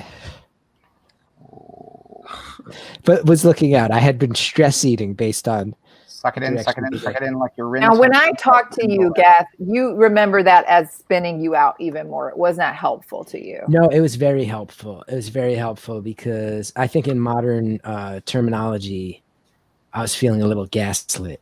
And Joe Mandy had already had the same conversation with me weeks prior. Joe Mandy had done the same. Like the two people who were probably closest with me had the same conversation with me. So I actually felt like, okay, I'm not insane. There's a weird tension surrounding me on this set. You're getting yelled at for talking to me when you're my friend. Like there's some weird tension. They didn't want you to know what was happening. I don't know what was going on. Yeah. Since Watto's back, Watto, Tom wants you to sing 1 Week by the Bare Naked Ladies. Okay. And I want to give an update on the money once this reloads. I don't know why. I have to eat 2 now, right? That's what took me longer. I heated up 2 at the same time. Yes, because we are at $4,199.32 right now. I like it. I like the country. Okay, I'm going to pull up the lyric. We've reached 4,000 as we're nearing we're in the final minutes of episode 4. So we're keeping on pace to make that 10,000 in 10 episodes. We're a little bit ahead of the curve. Watto, let us know when you're ready to sing. Yeah. Should I start before?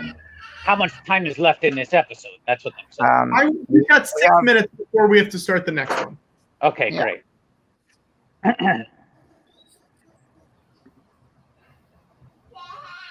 Burger, number one. And here are the lyrics. It's been 1 week since you looked at me. Cause you had your time so early. Most things he's lost of me. Then someone's gonna come back between me. 3 days since the living room. There was no more focus and sorrow. That's right. You can put it in me. There's so much more lost and sorrow. Holding on with the hook one. You know what's up. You look at it. Don't just the water is also because the most of the fountain, how it's something in a bus stand, run, we're more about value. We're chemicals in that head, it's running that quick, it's running here, it's running through.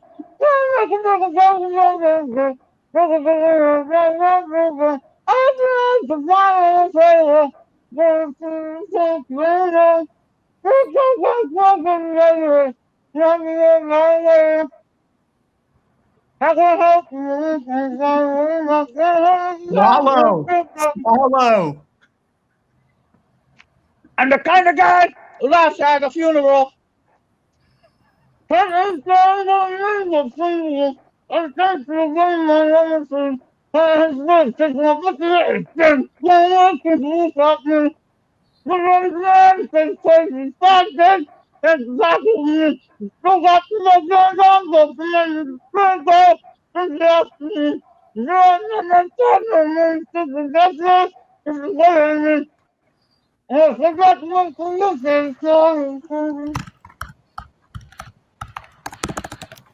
Wow.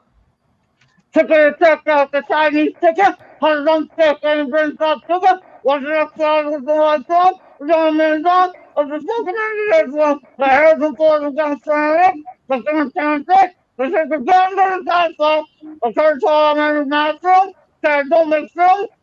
If I didn't have a song, pretty good film, better choices, well, thank you, but I'm getting up. Your mind's on fire on the backswing. Gotta get in tune with FERRELL. The exercise of the bum anime days. Never think of the wrong thing. I can't help you but look the same way, man. Don't have to hurt the smile when I feel about contact. Laugh at a funeral. Can't stand what I mean with so well. It's been through where my mind on the street. Every history of losing my spirit. It's been 1 week since you looked at me. Love your answer to all and some stories. 5 kids since I left at you. You said, you just did what I thought you were gonna do. 3 days since the living room. Be like we're both complaining with Luigi yesterday. You smiled at me because you said this kid's watching.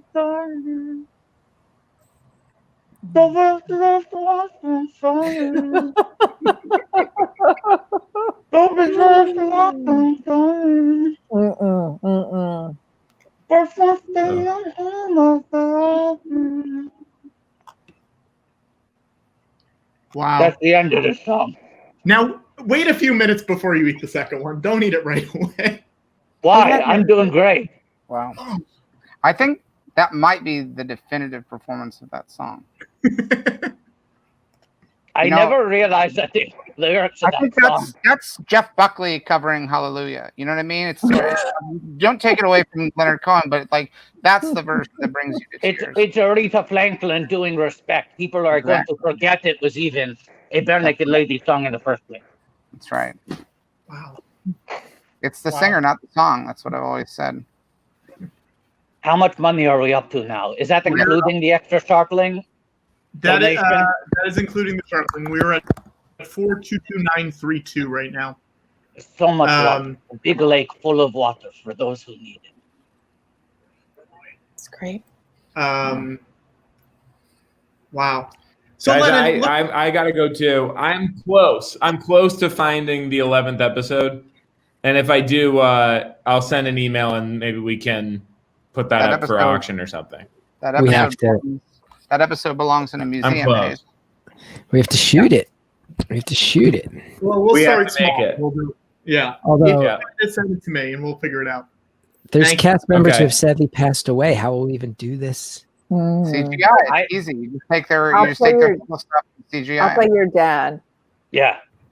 Hayes, you're a good man and a funny man. Thank you for having me. Bye, Thank you, Hayes. Thank you, Hayes, man. I hate Everyone listen to the LA podcast. Oh boy. Yeah. So Lennon, looking back, we watched the episode. How do you feel about it? Well, again, I stand by the hair thing because I don't know if you saw the last scene where I mean, it was during the bare naked performance, so I don't think anybody was looking at it, but standing outside the bathroom, it does look like a bird had nested in the side of my hair. And I remember I had a different hair person and they like put my hair in rollers and left it for hours. And you could see that it is very different than the sleek look I was rocking earlier. And I just feel like it's out of character for Janet. Yeah, you know what I mean? Like she wouldn't. I did like that because it was like really the one time I talked to Gethard. I just realized we didn't read Hayes's G chats. Oh wow. Can I bring something else up though? Yeah. It'll be interesting for later. Josh, of course, Josh. Of course, Josh. One thing Lennon can speak to is the mood around UCB when I booked this job. Oh, what was it? I don't really remember that. People were coming up to me. Peter Gwynn came up to me and said, "Thank God you got a job. We all have been wondering why you couldn't get a job." When they brought me out at the ASCAD after it was announced, it was a standing ovation. Like people were thrilled. Well, and then it became a hellish Sisyphean task. Sure. Well, like you said, all the like pieces of it potentially were gold, right? Like your castmates, all that jazz. I don't know. I remember I was in, because I could tell from my hair I had super brown hair, so that meant I had already been in LA, and I had shot my first pilot probably. I shot the pilot for Accidentally on Purpose, so I was back. I was still living in Brooklyn though, so.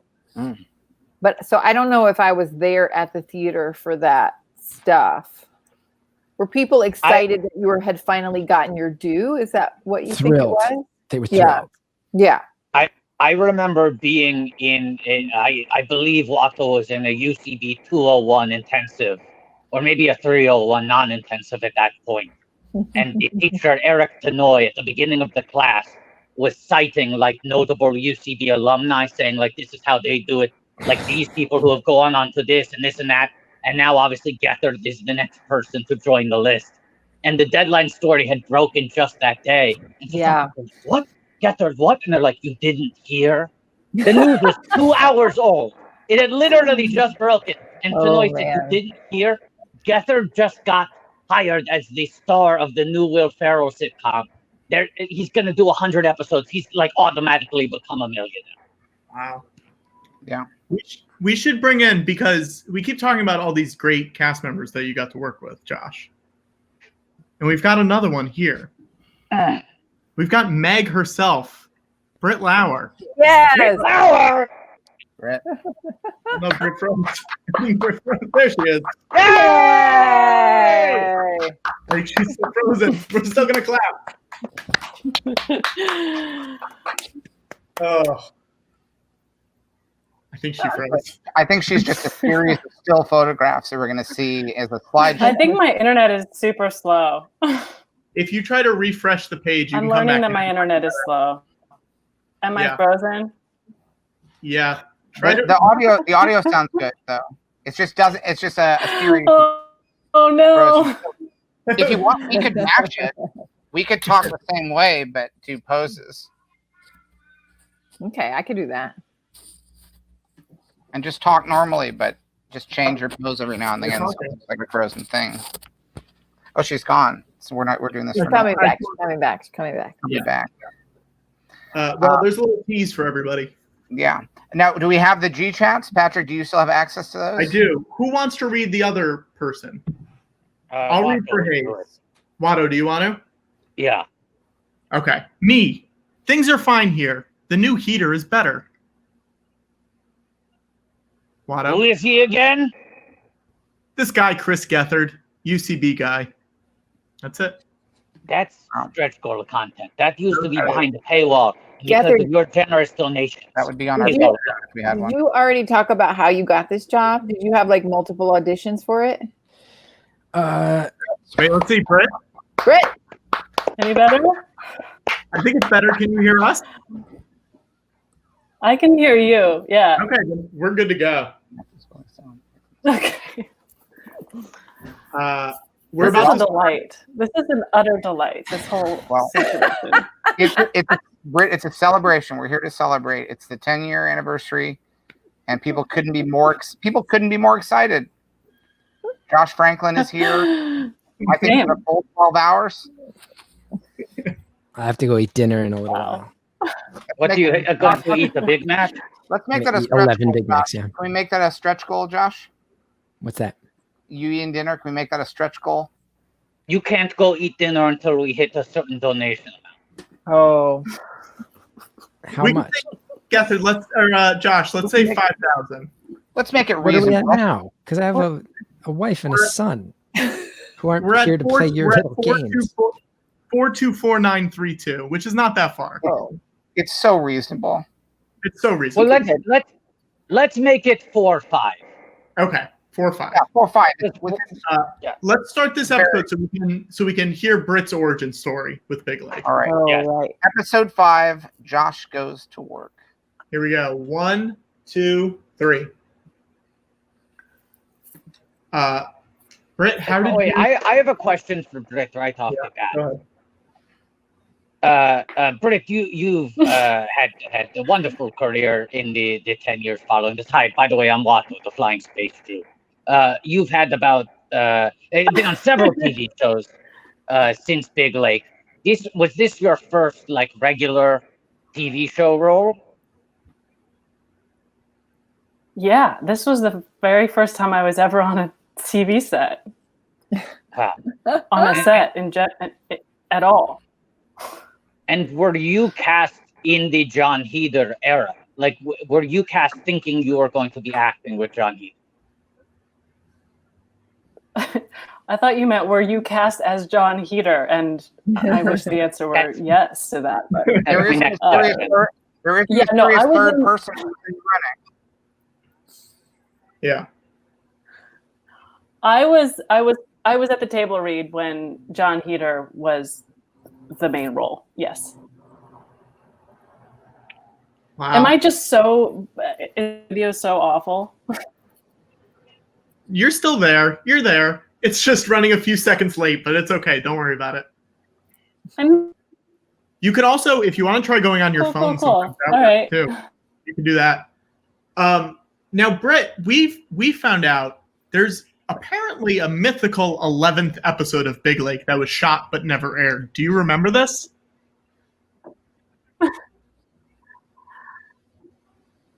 I have no recollection of that. No recollection. Okay. Collection. How did you know anybody going into this, or how did the job come about?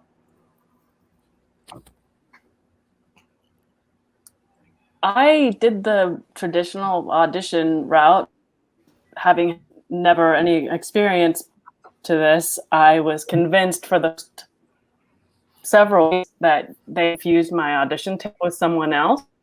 Mm-hmm. I was escorted on it when they found I was not the person they had meant to. Wow. I'm gonna try my phone. Yeah, it might work a little bit better. I love it. Cool. I'm gonna try it. Yeah, just go to the link that I sent you and it should work fine. I did this show for months just using my phone, and it worked great. And then two very nice friends bought you a Chromebook, and now you use that Chromebook to do international press, to hobnob with Steve and Francis. You're using that laptop for all other sorts of purposes and acting like you wish you were back in the salad days of your phone. I threw the laptop in the river about 4 weeks ago, Watto. No, I'm only kidding. I'm using it right now. Look, see? It's a laptop. Great. What a nice swivel. It's a good swivel. Yeah, how's this? Let's see. There it is. Yeah. Is this way better? Way Way better. It's Quibby-tastic. That was an awful experience. You're doing great. We're here now. We're all doing great. Now, Britt, you said Big Lake was your first time being on a film or TV set, yes? Oh yeah. How long, or maybe I don't know the answer to this. How long was it the baseline that you would, when you go on to another TV show or that you compare, like, this isn't like Big Lake, you know, because that was your formative experience. How long before? Because it was very unconventional. It was a multi-camera sitcom filmed in total silence with to no audience. In 7 out of 10 episodes, like you're starting to stretch out and get comfortable with the idea of this is how every TV show works. And I will be doing this for another 90 episodes. Yeah. And also it had to be so intimidating to realize that they were going to air the episodes as quickly as possible. You just air them 2 at a time. You don't even finish one episode before the next one starts. It was a whirlwind. Yeah, I mean, I've been coaching on every set I've ever been on since. That's not how we did it on Big Lake. What a great sentence. I hope you continue to. Everyone should say that. Everyone involved in Big Lake should say that at least once on the set of anything they work on. That's not how we did it on Big Lake. Mm-hmm.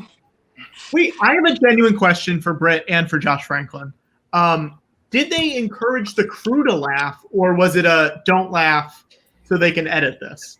The crew did not laugh much. I don't know if it was actively discouraged, but I do remember that when they did laugh, it felt like you were like coming up for air a little bit, you know. And I remember for me it helped a lot personally because I would actually get laughs and not feel like the worst thing happening in town. Did members of the crew ever say kind things to any of you after a take? Like, that was really funny, or I like what you're doing? Not only did the crew say kind things to me, I think the crew came to sense the situation I was in and the pressure on it.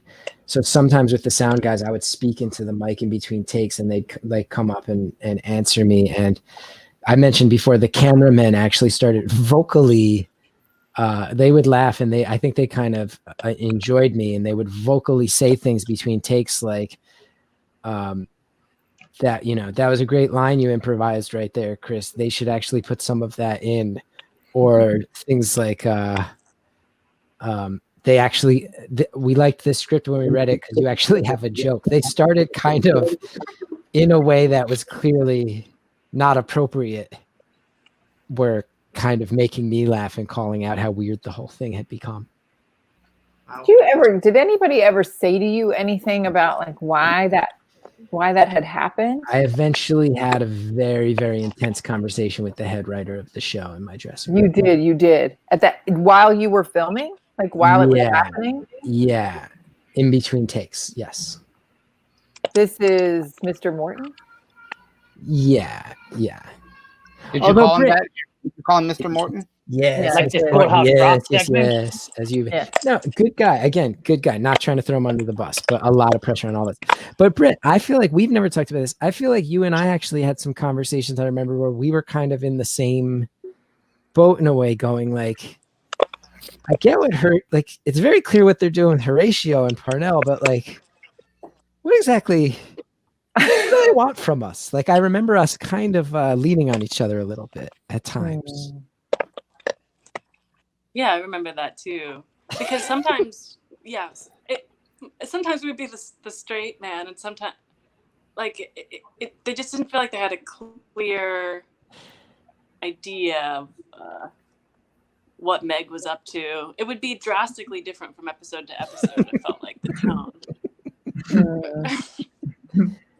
No shade. Maybe that was my fault. It was my first job. I was supposed to tell them how clear it was. I don't know. From what we heard, it doesn't seem like it was your fault. Nothing was your fault. Yeah. We've all been trying to put our finger like, on whose fault it was, and the answer is like no one's and everyone's. Yeah. And I'll just say, I feel like I have never heard of an instance in which the onus is on the actors to walk into the writer's room and go, Could you please make my character clear? Yeah. Britt, were you bold enough to take anything away? Like there's all these things on the set, Cheddar Creek. There's all these see these great signs in the background. Did you take any souvenirs from the show when it was done? Items, props, costumes, things like that. Do you have any keepsakes from the experience? No, I mean, I have like a few photos that I took, I think, on my phone, but you can tell I took them like I didn't know what protocol was, so right, yeah. I like sort of secretly took them of the set, right? Because you can tell they're a little blurred because I went like that. Right. That's all. So like even like Meg's name tag on the shirt there, that would be. It feels like that's somewhere out there. Somebody that's in a storage space somewhere. I would love to have that. Yeah. Do you ever wonder if maybe they reused it? If there's a character named Meg on another show and they have a name tag, and it might be yours. Yeah. Two broke girls. Yeah. Yeah. What? I love that idea. I hope so. Well, there was that movie, The Meg, that Jason Statham movie that came out in 2018. Yeah. Did you see that? Little shark with the little name tag. Yeah, the Megalodon. Yeah. I feel like that was Rainn Wilson's movie, not Statham's. But I mean, he walked away with it. He walked away with it, certainly. He stole the film. Okay. Yeah. Yes. I have a question for Chris. So you're the first person we've spoken to who was part of the show before Gethard got hired. And Meg and the Josh character, previously John, sort of have a will they or won't they over the course of the season. Had you done chemistry reads with Heather? Had you tested with him? Had you rehearsed with him? Was it just a table read before suddenly you were told now it's a different guy? It was just the table read. I was just cast from one audition, and then I was all of a sudden at the table read sitting next to him, and I remember getting the call after the table read from Don Scardino, and remember I was having imposter syndrome, so I figured it was a "you're getting fired" call, and it was instead, well, I've got good news and I've got bad news. And I was like, okay, hit me with it. And he's like, well, the good news is the show's still happening, and the bad news is we're recasting Jon Heder, the lead of the show, and we're going to just be pushing back a few weeks while we find out who that person is. Right. I was like, okay. Is that scary to you, or because it was your first job, you didn't know the difference? I was just like, I'm glad it's still happening. Yeah. I have to jump out and eat and help. Cal's screaming. I gotta go help. But Britt, it was really great to see you. Yeah, I will bow out as well. Lennon, thank you so much for coming and visiting this celebration. Hey, Brett, it's good to see you. Okay. See you, Lennon. All right. Now, Britt, were there shippers? Because I know a lot of time, maybe they're because the episodes burned off so quickly on the schedule, but you know how people will watch a show and they'll ship characters? You know, they'll be like, they want, Buffy and Angel to get together or something. Were there people who were shipping or anti-shipping that you're aware of? You mean like fans? Yeah, fans of the show. Were you aware of anyone who was like, because whenever you have like the Ross and Rachel of it, the Sam and Diane of it, where fans will they'll take a side or they'll take a side against it. I don't want to see them get together. Just to clarify George's question, Britt, George is asking, was there a large enough percentage of people who were passionately watching the show on a week-to-week basis that within that fan base there was a smaller contingency who felt very strongly about only that one aspect of the show, which was the will they or won't they between Josh and Meg? I think the truth is I don't think did we have that many fans? Were people watching it? That's a great question. we should look up the ratings. Also, if people would like to do Big Lake fanfic of the 2018 film The Meg by incorporating Brit's character, just things that will sort of mash up Big Lake with that movie, I think that would be fun, and we could probably get that in under 10 minutes. I think easily some fan art. I love that. Well, do you know something? I'm searching on Twitter for the phrase Big Lake right now. And this is a big one. Look at this. Look at this endorsement. Seth Meyers. Oh, thank you, Seth. That's a pretty good one. 19 retweets. That comprises 50% of Comedy Central's marketing efforts for this show. Well, now it's 20 because I just retweeted it. More retweets than likes. Yeah. I'm gonna everyone retweet that. I think that's a good one. I'm gonna go retweet that too. I'm going to go retweet it. Yeah. I think it's great. Hopefully Seth will notice that. Yeah. A lot. Look at this. So far, I'm gonna bring this up. Britt, what are your favorite memories from the show? Like, what do you like? Are there people that you had a lot of fun working with, or were there specific moments? Oh, well, I remember one moment they finally gave me this big long monologue. It was like a page. It took up a whole page, and I was so excited. And I memorized it. You know, I was just so ready to kill it. And I remember that they made me do so many takes of it that I could tell something was not. I wasn't doing it right, and. You know, I think at a certain point they just gave up on it. I don't know. Yeah. I don't know what happened. But Chris Parnell came up to me afterwards in the hallway, and he just was. Well, he's the most kind person on the planet, first of all. But he just came up and said, "Britt, you were like a concert flautist doing a solo, and that was beautiful." Wow. And you know what? They cut it from the series, but they'll never cut that memory from my mind. Wow. Well, I mean, those files are somewhere, and maybe they'll do a special edition at some point where they can restore. Yeah. Meg's monologue. Yeah. Let's get that. Or just why not have Viacom just release the monologue as its own little short film? Let's make the petition to release the monologue cut. Hashtag release the monologue cut. Tweet at Comedy Central. Now, Britt, I just thought of something. We're up to 51 retweets on this Seth Meyers tweet, by the way. Wow. Britt, do you have the scripts in your email for the episode? Whoa. I don't know if my internet can handle me looking anything. Okay.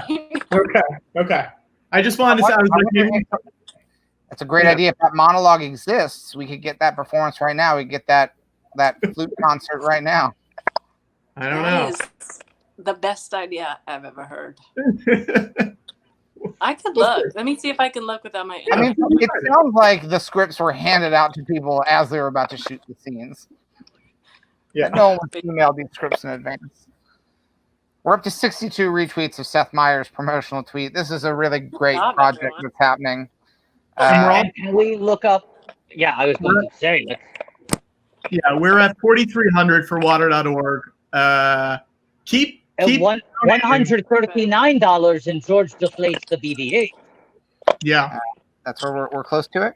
Oh, wait, did we pass cherry time? Did we pass cherry time? Yes, we did. George, you can got all righty. Be right back. Cherry time.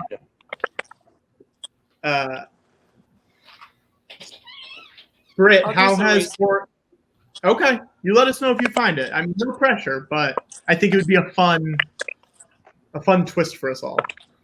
It would be. It would feel good for me, wouldn't it? Yeah, to get it out of your system. Indication. I can still talk while I'm typing. Yeah. If you wanted to ask me something.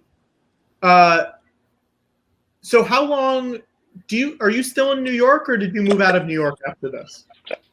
I am in Los Angeles. I was bi-coastal for a couple of years, and now I'm in Los Angeles. and I'm actually about to move back to New York for work. Wow. Are you happy about that? Oh yeah, I'm working on Yeah. Ben Stiller's new series for Apple TV. Oh yeah, I think friend of the show Zach Cherry is in that. Maybe. Yeah, he's Yeah. my co-star. Yeah, he's a good guy. Ask him. I've never met him. I haven't. Yeah, met him. Get ready to. Every dish is better with its cherry on. That's what we've learned here. George, what are you Speaking doing? of, I forgot to get hyped $2,000 ago. Oh, no. you forgot to get hyped that he's eating Sharon's. Britt, we said if you raise a certain amount of money, George would get hyped. So that's what he's doing right now. Just so you know. Tell me about. You're a director and a writer as well. You write and direct. You wrote and directed a short film called Circus Person that came out this year. Is that true, Britt? Tell me about Circus Person. I think she froze again. Britt, tell me about Circus Person, Britt. Britt, tell me about Circus Person. Britt. Britt. Britt. Britt. Britt. Britt. Britt. Tell me about your film. Britt, tell me about your film. Britt. Britt. Britt. Britt. Britt. Britt, tell me about your film. Tell me about you wrote and directed a film called Circus Person. Tell me about your film. Britt! No! I'm going to lay out a new rule. Because it took George so long to start getting hyped, he now cannot stop getting hyped until Britt comes back. God damn it. Britt! Tell me about your film. Tell me about Circus Person. You wrote and directed the film Circus Person. Yeah, I wrote. Yeah, it's. Sorry, my internet, you guys. This is awful. Okay, we love it. Okay. Britt, that's okay. Yeah, I just I wrote and directed a film, and I'm in it also. It's called Circus Person. It's about a woman who joins a circus after going through a heartbreak. Wow. And yeah, we were at Tribeca Film Festival this year, which didn't happen. I'm putting it in quotes because it sort of happened, but it didn't. Yeah. And yeah, I'm super proud of it. I'm finding episodes, by the way. That's on my very iPad. exciting. That is very exciting. I don't remember which episode it was though, so it might take me a second. That's okay. Will people be able to see it? Do you know where is it going to get released somewhere or?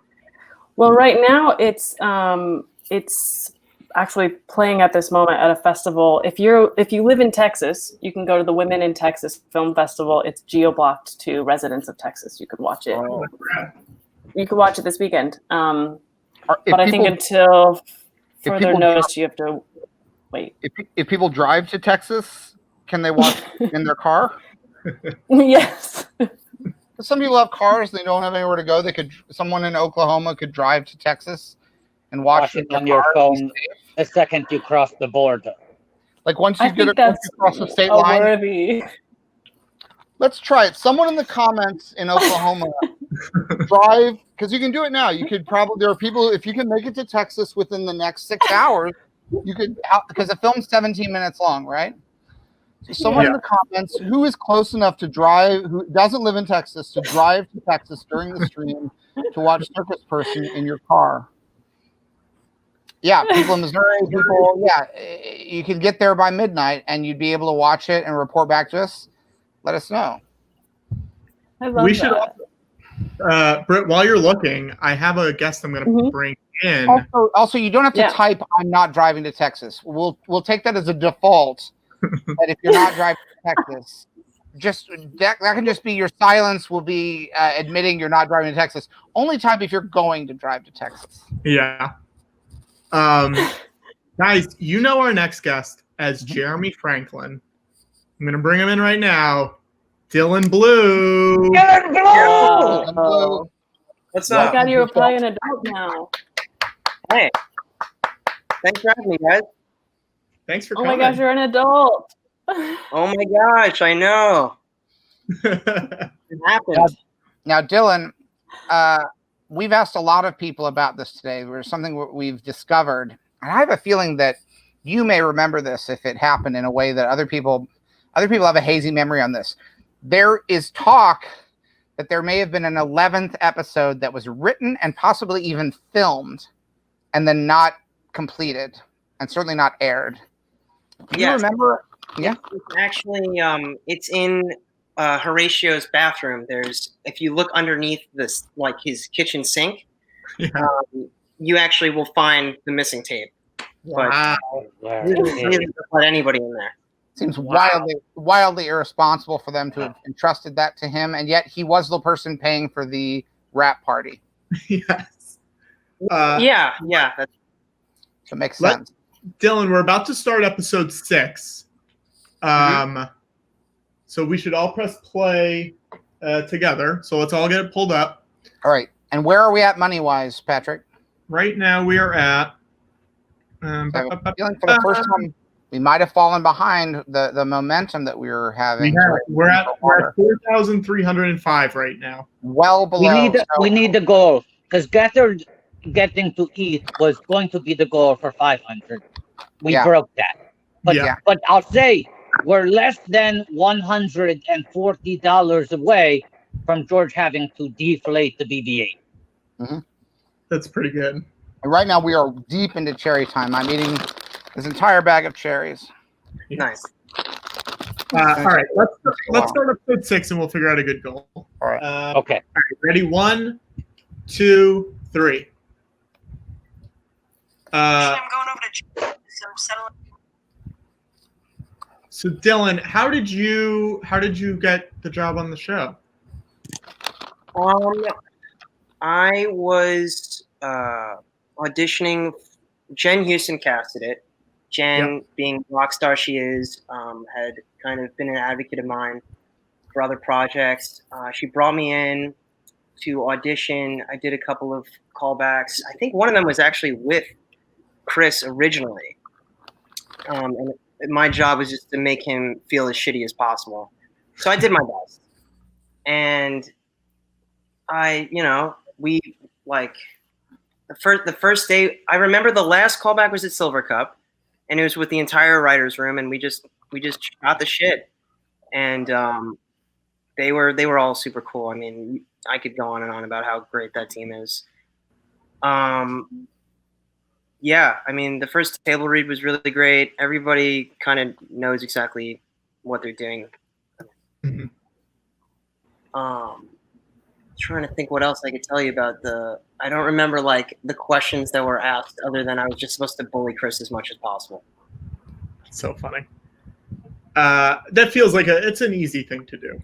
I think all of us know Chris enough where it's fairly easy. We all have experience bullying Chris. I miss bullying him. Yeah. I'm sure he would be fine with it anytime. And all new Nick Swartzen's Pretend Time tomorrow at 10/9 Central. That's exciting. Yeah.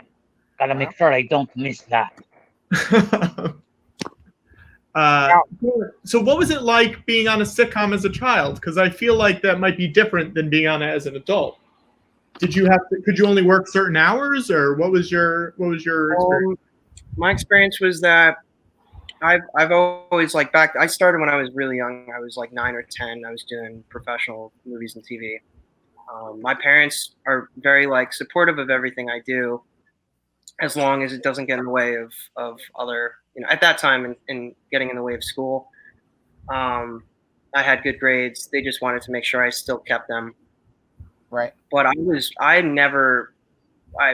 so excited to be a part of anything like that even if it was over, however many hours, 10 hours or so that you're supposed to be working as a kid, I enjoyed working overtime on stuff like this.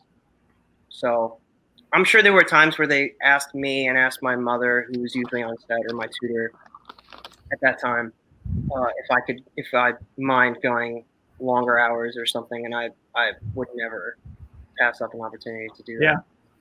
What was your tutor like? She was cool. Don't remember her name right now, but she was cool. I was way more into the filming than the tutoring. But Yeah.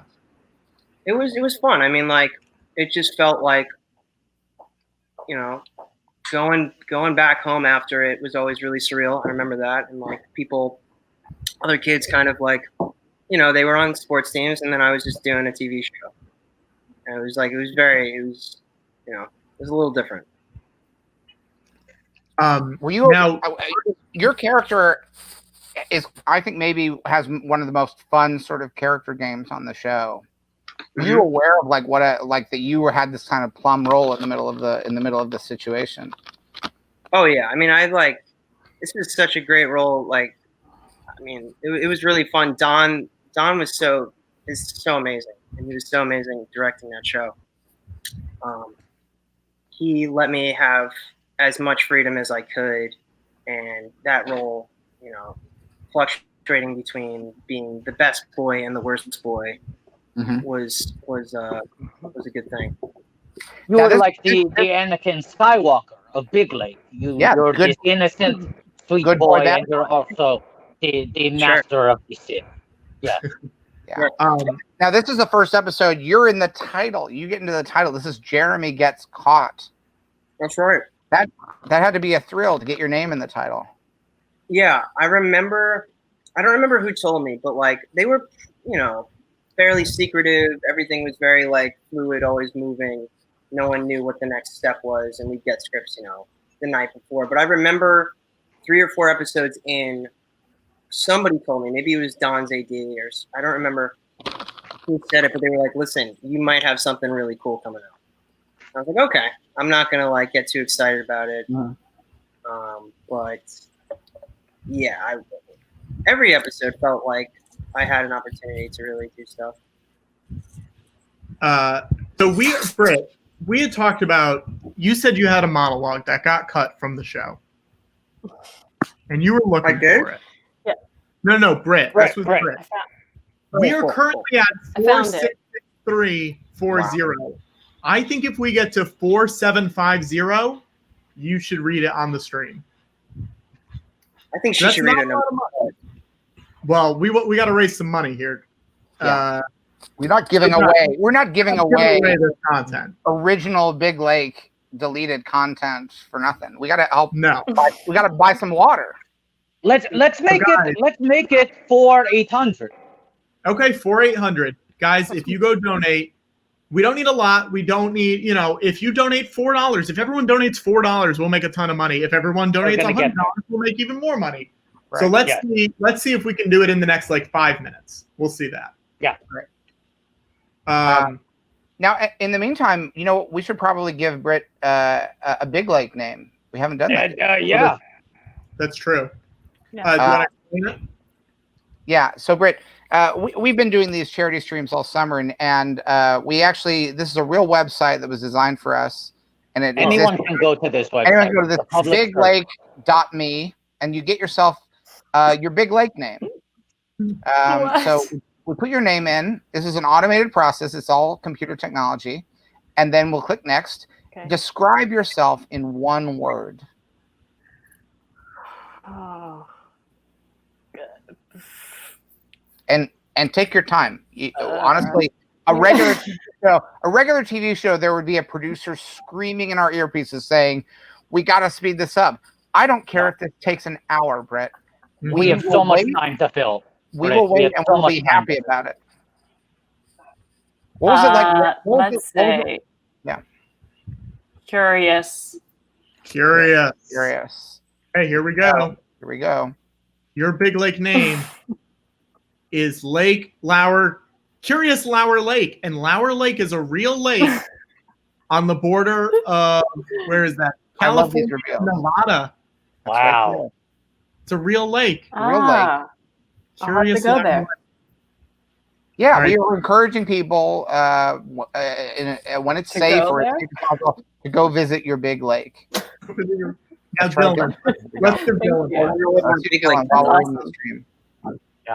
Dylan, give us 1 word to describe yourself. And again, no time limit on this. You take it as long as you. I want to encourage people. As a matter of fact, I want to encourage people to really relax into the process. Exotic. Exotic. Fragrant. Vagrant. Vagrant. All right. There we go. It's going to be a I good love name. that word. This is Vagrant Blue Lake. Blue Look at Lake that. is where is it? Where is it? I love these reveals. Oh, it's in Washington. There we go. Washington State. Wow. Look at it. There it is. And these lakes all have very amusing shapes. That looks like some sort of like a barnacle or a Or like a Watto nose. It looks like a Watto nose. yeah, WATTO nose. Yeah. Very much. That's good. Now, Dylan, what was it like? You wrestle with Josh Franklin. You get physical with him in the show. And I noticed earlier there was actually when you were they actually, I think they slowed down the footage a little bit to just emphasize the action at one point. Can you beat were you able to physically dominate Josh Franklin in real life? Well, Josh Franklin in real life doesn't exist, but you know who I mean, though. I do know who you mean. Right. Chris. He has insisted that we refer to him in character as Josh Franklin for this entire life. That sounds. So you know, Dylan. He's gone now, so we can talk about it. But he said, "I will only come on if people refer to me as Josh Franklin." See, he's not there. Oh shit! Here we go. He's not there. He'll be back. He's not there. Okay. Well, that was close. Yeah, he's not much of a fighter, but I'm sure. Doesn't he do jujitsu or whatever? Yeah, he brags about doing Muay Thai all the time. Muay Thai? Yeah, my Thai. Your Thai, my Thai, our Thai, same shit. Whoever's Thai, I don't care.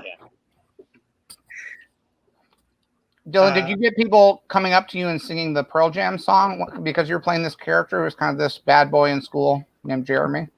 It's funny you should ask. I've never had anybody come up to me and say Pearl Jam songs. I've never heard anybody. You've heard that song though, right? The way he Spokane, school today. George, do you want to sing it to Dylan so he can hear it? Sounds like you want it. It goes like Jeremy Spoken, school today. It's that sort of song. He sort of like wails it. It's about a bad boy in school. That's something real bad. I thought you were going to broken. Guys, we do have an update. We did surpass $4,800. Oh, it's monologue time. So that means it's monologue time from Brett. Okay. Let's make her full screen. This is the first Big Lake content to premiere in a decade. Yeah. I'm so like an excited. exclusive Okay. Big Lake webisode. I have to preface that the monologue isn't as long as I remembered it to be. If you want, you can say it as slow as you want. Thank you. Okay, so actually I'm going to read the lines leading up to it. It'll help for context. Meg says to Josh Franklin, so what's it like working for your dad? Everything you dreamed? Josh says, I thought I would have more input, but he hates all of my ideas. You know what? I think he's one of those guys who's afraid of success. Meg, let me ask you, how much do you make a day in tips? Meg says, about $40 a day. Josh says, what if I told you that you could make 400? Monologue. I'd work really hard, start going out more, looking hot, drinking, partying, and then it's like, you want to go to South Beach? And I'm like, yeah, my paper's tight. Then it's poolside and I'm baked and spending cash on bikinis and cocaine, but who cares? I'm making bank. More booze, more drugs, an eating disorder, gonna be a model. Where? Dubai. Saudi prince? Done. Bill Clinton has to fly over and save me. Wow. Josh Topical. interrupts me and says, Meg, forget it. You should just keep making 40 a shift. Wow. Bravo. You know, if Britt actually had performed that monologue, I think we probably would have stayed on the air. That was it. Never aired. Never aired. That was a big Never mistake. aired. It wasn't Big Lake, it was Big Mistake. Yeah. It was a big mistake. Wow. I agree. If any critics missed the opportunity for that headline back in the day, that's a good one. Big Lake, more like big mistake. We hear there's a monologue that was stretched from one of the episodes for time, and it may have been the undoing of Viacom. People should speak of the missing monologue as if it was the original cut of the Magnificent Ambersons. People should be demanding that Viacom raise their archives for that original tape. Yeah, especially now that we've seen that performance. Yeah. When people refer to the 2018 movie, the 2018 movie The Meg is no longer owns that title. That monologue, that was The Meg. Mhm. That was the Meg. Have you seen The Meg? What, the monologue that they cut out of Big Lake? Are you asking me that? You or guys, is that Matt? I think I have to leave on that note. That was just, I can't Yes. leave on any other note except that one. Thank Bravo. Thank you so much. Thank you so much for having me and for repairing my memory of this show. Drama?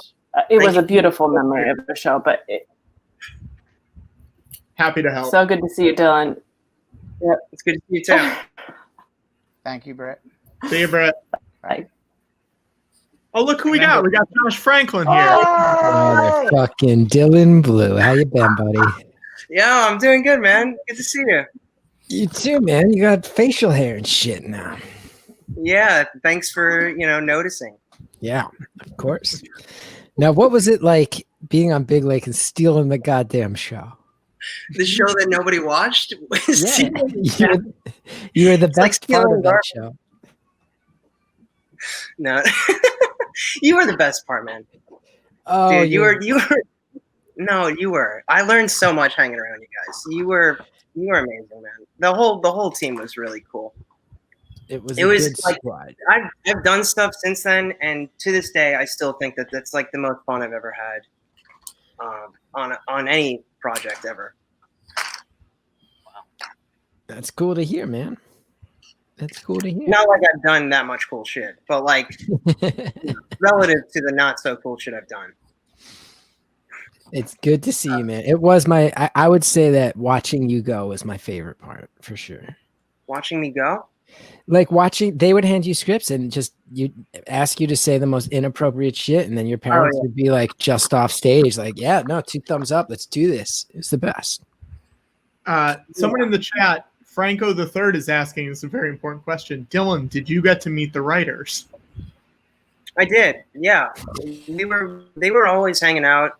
Lou was always there. Hayes, a bunch of I can't remember everybody. There were so many. I mean, a room like that. Hayes, man. And I don't know, like 20. How many writers were there, Chris? I don't know, 20, 30? I don't know. I never met them. I never entered the writer's room.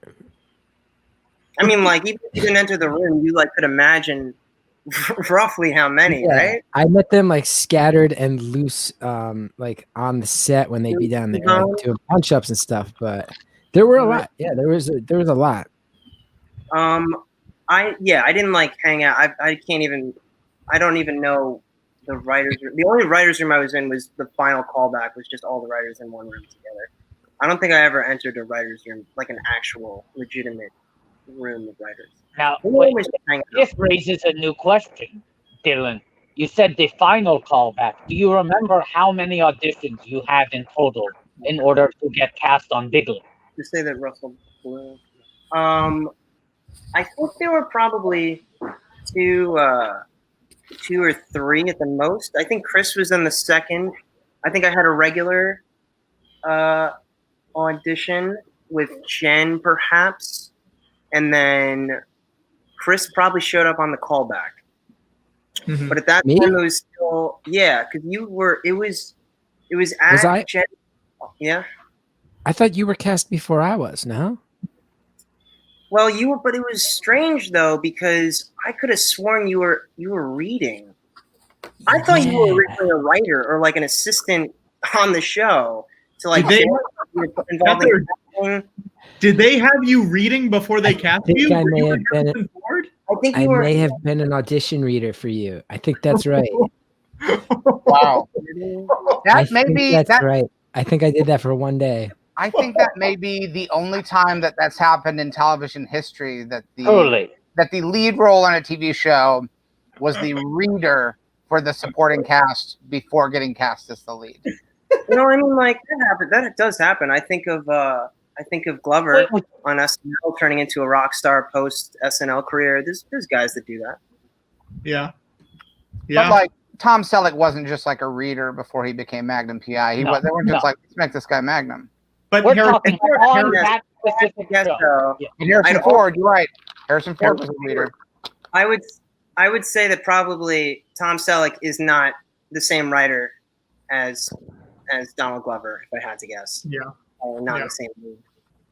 Now, Josh, I asked before, I was asking Dylan about your fight scenes because you would wrestle with with Jeremy on the show. And he was saying, I was saying, do you think in real life now, like how would you hold up in a fight? Oh, that's an interesting question. How do you think you would do in a fight with Dylan if you had to wrestle now? Well, he's clearly, just facial hair alone, you've clearly got more testosterone in your system than I do. I've been taking jujitsu classes for a long time, though. Yeah. So I feel like it might be a wash. I feel like it might be a draw. Okay. This also, Franco III bringing up another point. Did you know that Donald Glover's on the laugh track of Big Lake, Dylan? There's no, I don't know if that's real. That's like that. It is. It is real. It's been confirmed.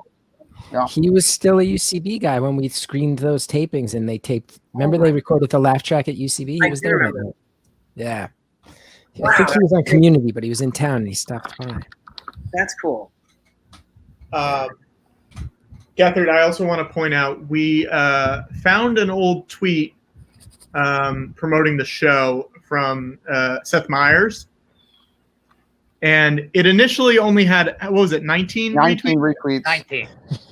And now we're up to 86. I just want to make that clear. Are those all from today? Yeah. They're all from the past hour. So people are going to be tuning into Comedy Central at 10 o'clock tonight to see the premiere of Big Lake. That's really good. Yeah. That's really good. Currently, Deborah Rush is on screen dancing with the Grim Reaper. Yeah. It's a great scene. What episode are we on? We're about to start 7. 6. Yeah. 6 just ended. The Grim Reaper scene was one of my favorite scenes, and it was one of the ones we improvised a bunch. And Dylan can vouch for me. We had a lot of fun improvising. I feel like Horatio and I kind of had a lot of fun corrupting you and trying to almost like guide you into saying really harsh shit. And the Grim Reaper scene was the scene where Horatio and I went so fucking dark improvising that Deborah like talked to the director and was like, they have to stop. Don't put me in a position where I have to like stand there and deal with that. Yeah. That was that day. Wow. I remember one time in particular. I don't remember if it was you or Don said this, but we were just sitting around the couch, and it was like what we would do is we would do the script, and then if there was time left over, it felt like we would just have time to just BS. And I think it was Don that was like, or it might have been Horatio, that was like, all right, let's talk about Natalie Holloway. And literally we improvised about Natalie Holloway for like 5 minutes. I'm 15 years old. It was just like, it was absurd. Wow. Yeah. Yeah. Horatio and I would also, we'd forget that we weren't at ASCAP. We were allowed to do whatever the fuck we want. And there was like no people watching. And there's one time where it got so dark and inappropriate that Deborah was like, do not make me stand up there and visibly be a part of that. What the fuck are you doing? We were like, oh yeah, right. We're crazy people and awful.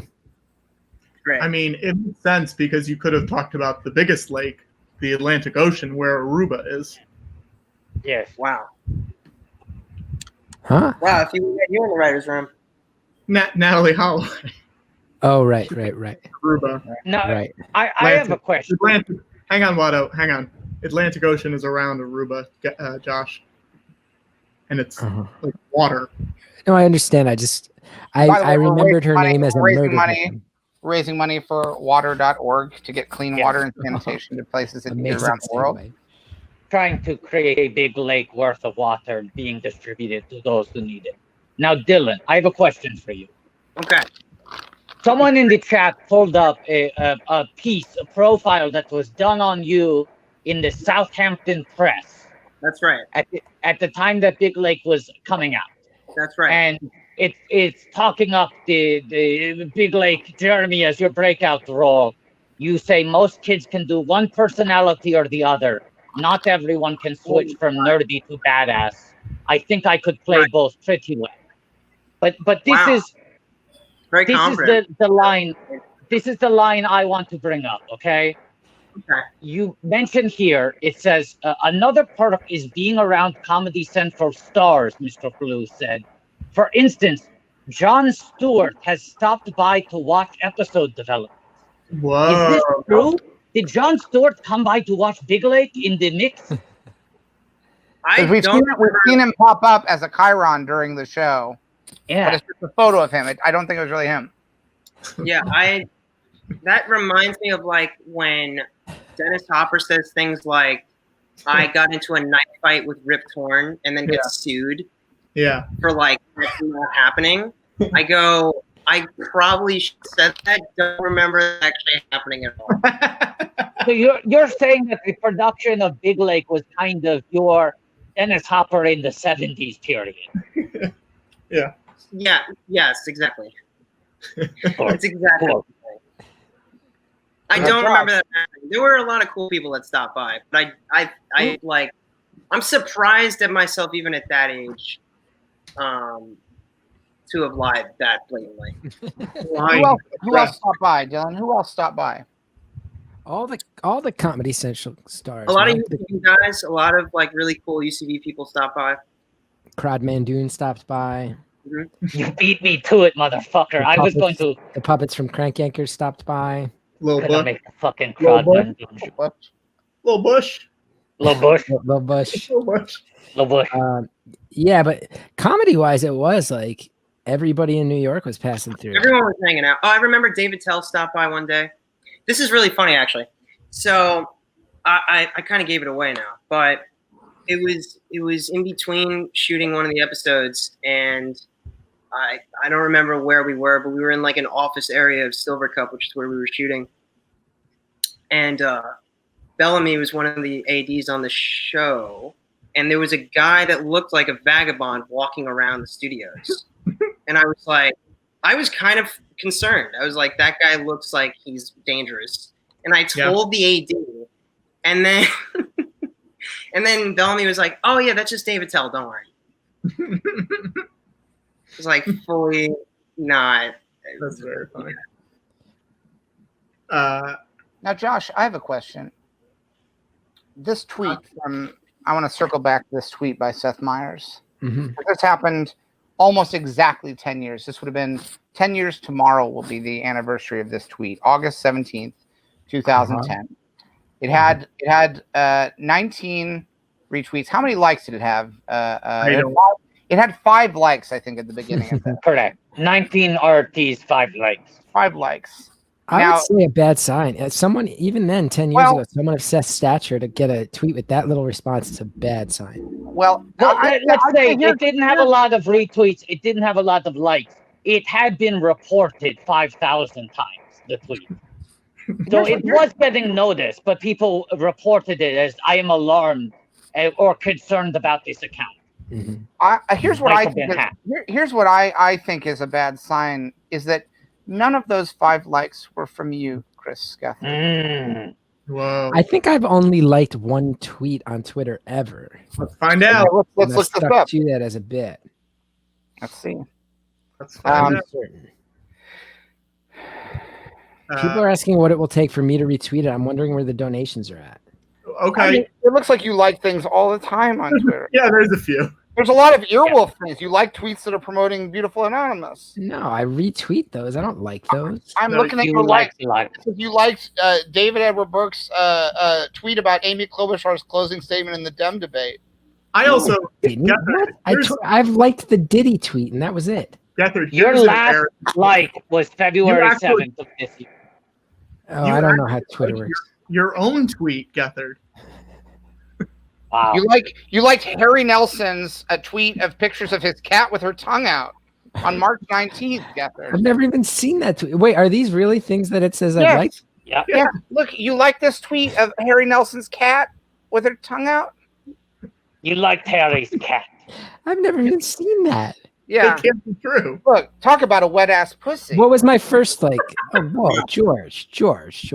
What was my Everything I first just like said, ever? that was What was G-rated. your You first- could say that. It's a cat with her tongue out, bathing herself, presumably. Here we go. This was your first like. I thought for years that's the only one I ever liked. That's why I don't like tweets. You've been liking other stuff. Yeah. That only got 19 retweets for such a thing. Everybody. Let's Well, everyone. Yeah, how let's do I check my own retweet likes? the Disney tweet. You got to go. You can go through and unlike all these likes, but Yeah, how do I do that? Harry How do I Nelson's find my cat doesn't likes? deserve that, Chris. That's a good tweet. That's some nice pictures. How do I? It's gonna. You're talking about undoing a decade's worth of things that you liked, Chris. I didn't like them. It was an accident. Wait, are you? Oh, I'm sorry. Josh I don't Franklin. even know what the Josh fuck Franklin. David Edward Burke is. Josh Franklin, are you making a Sean King, Ted Cruz style accusation that you have a staff who has gone rogue on your Twitter account and is liking things without your permission?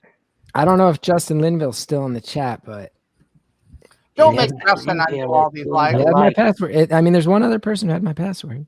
Let's find out if Hey, guys. Doing the likes. I mean, these are literally things I've never seen before. But my Guys, question: so was it guys- just a dedication to the 2009 bit that meant you didn't take advantage of the promotional windfall of Seth Meyers' endorsement of the show?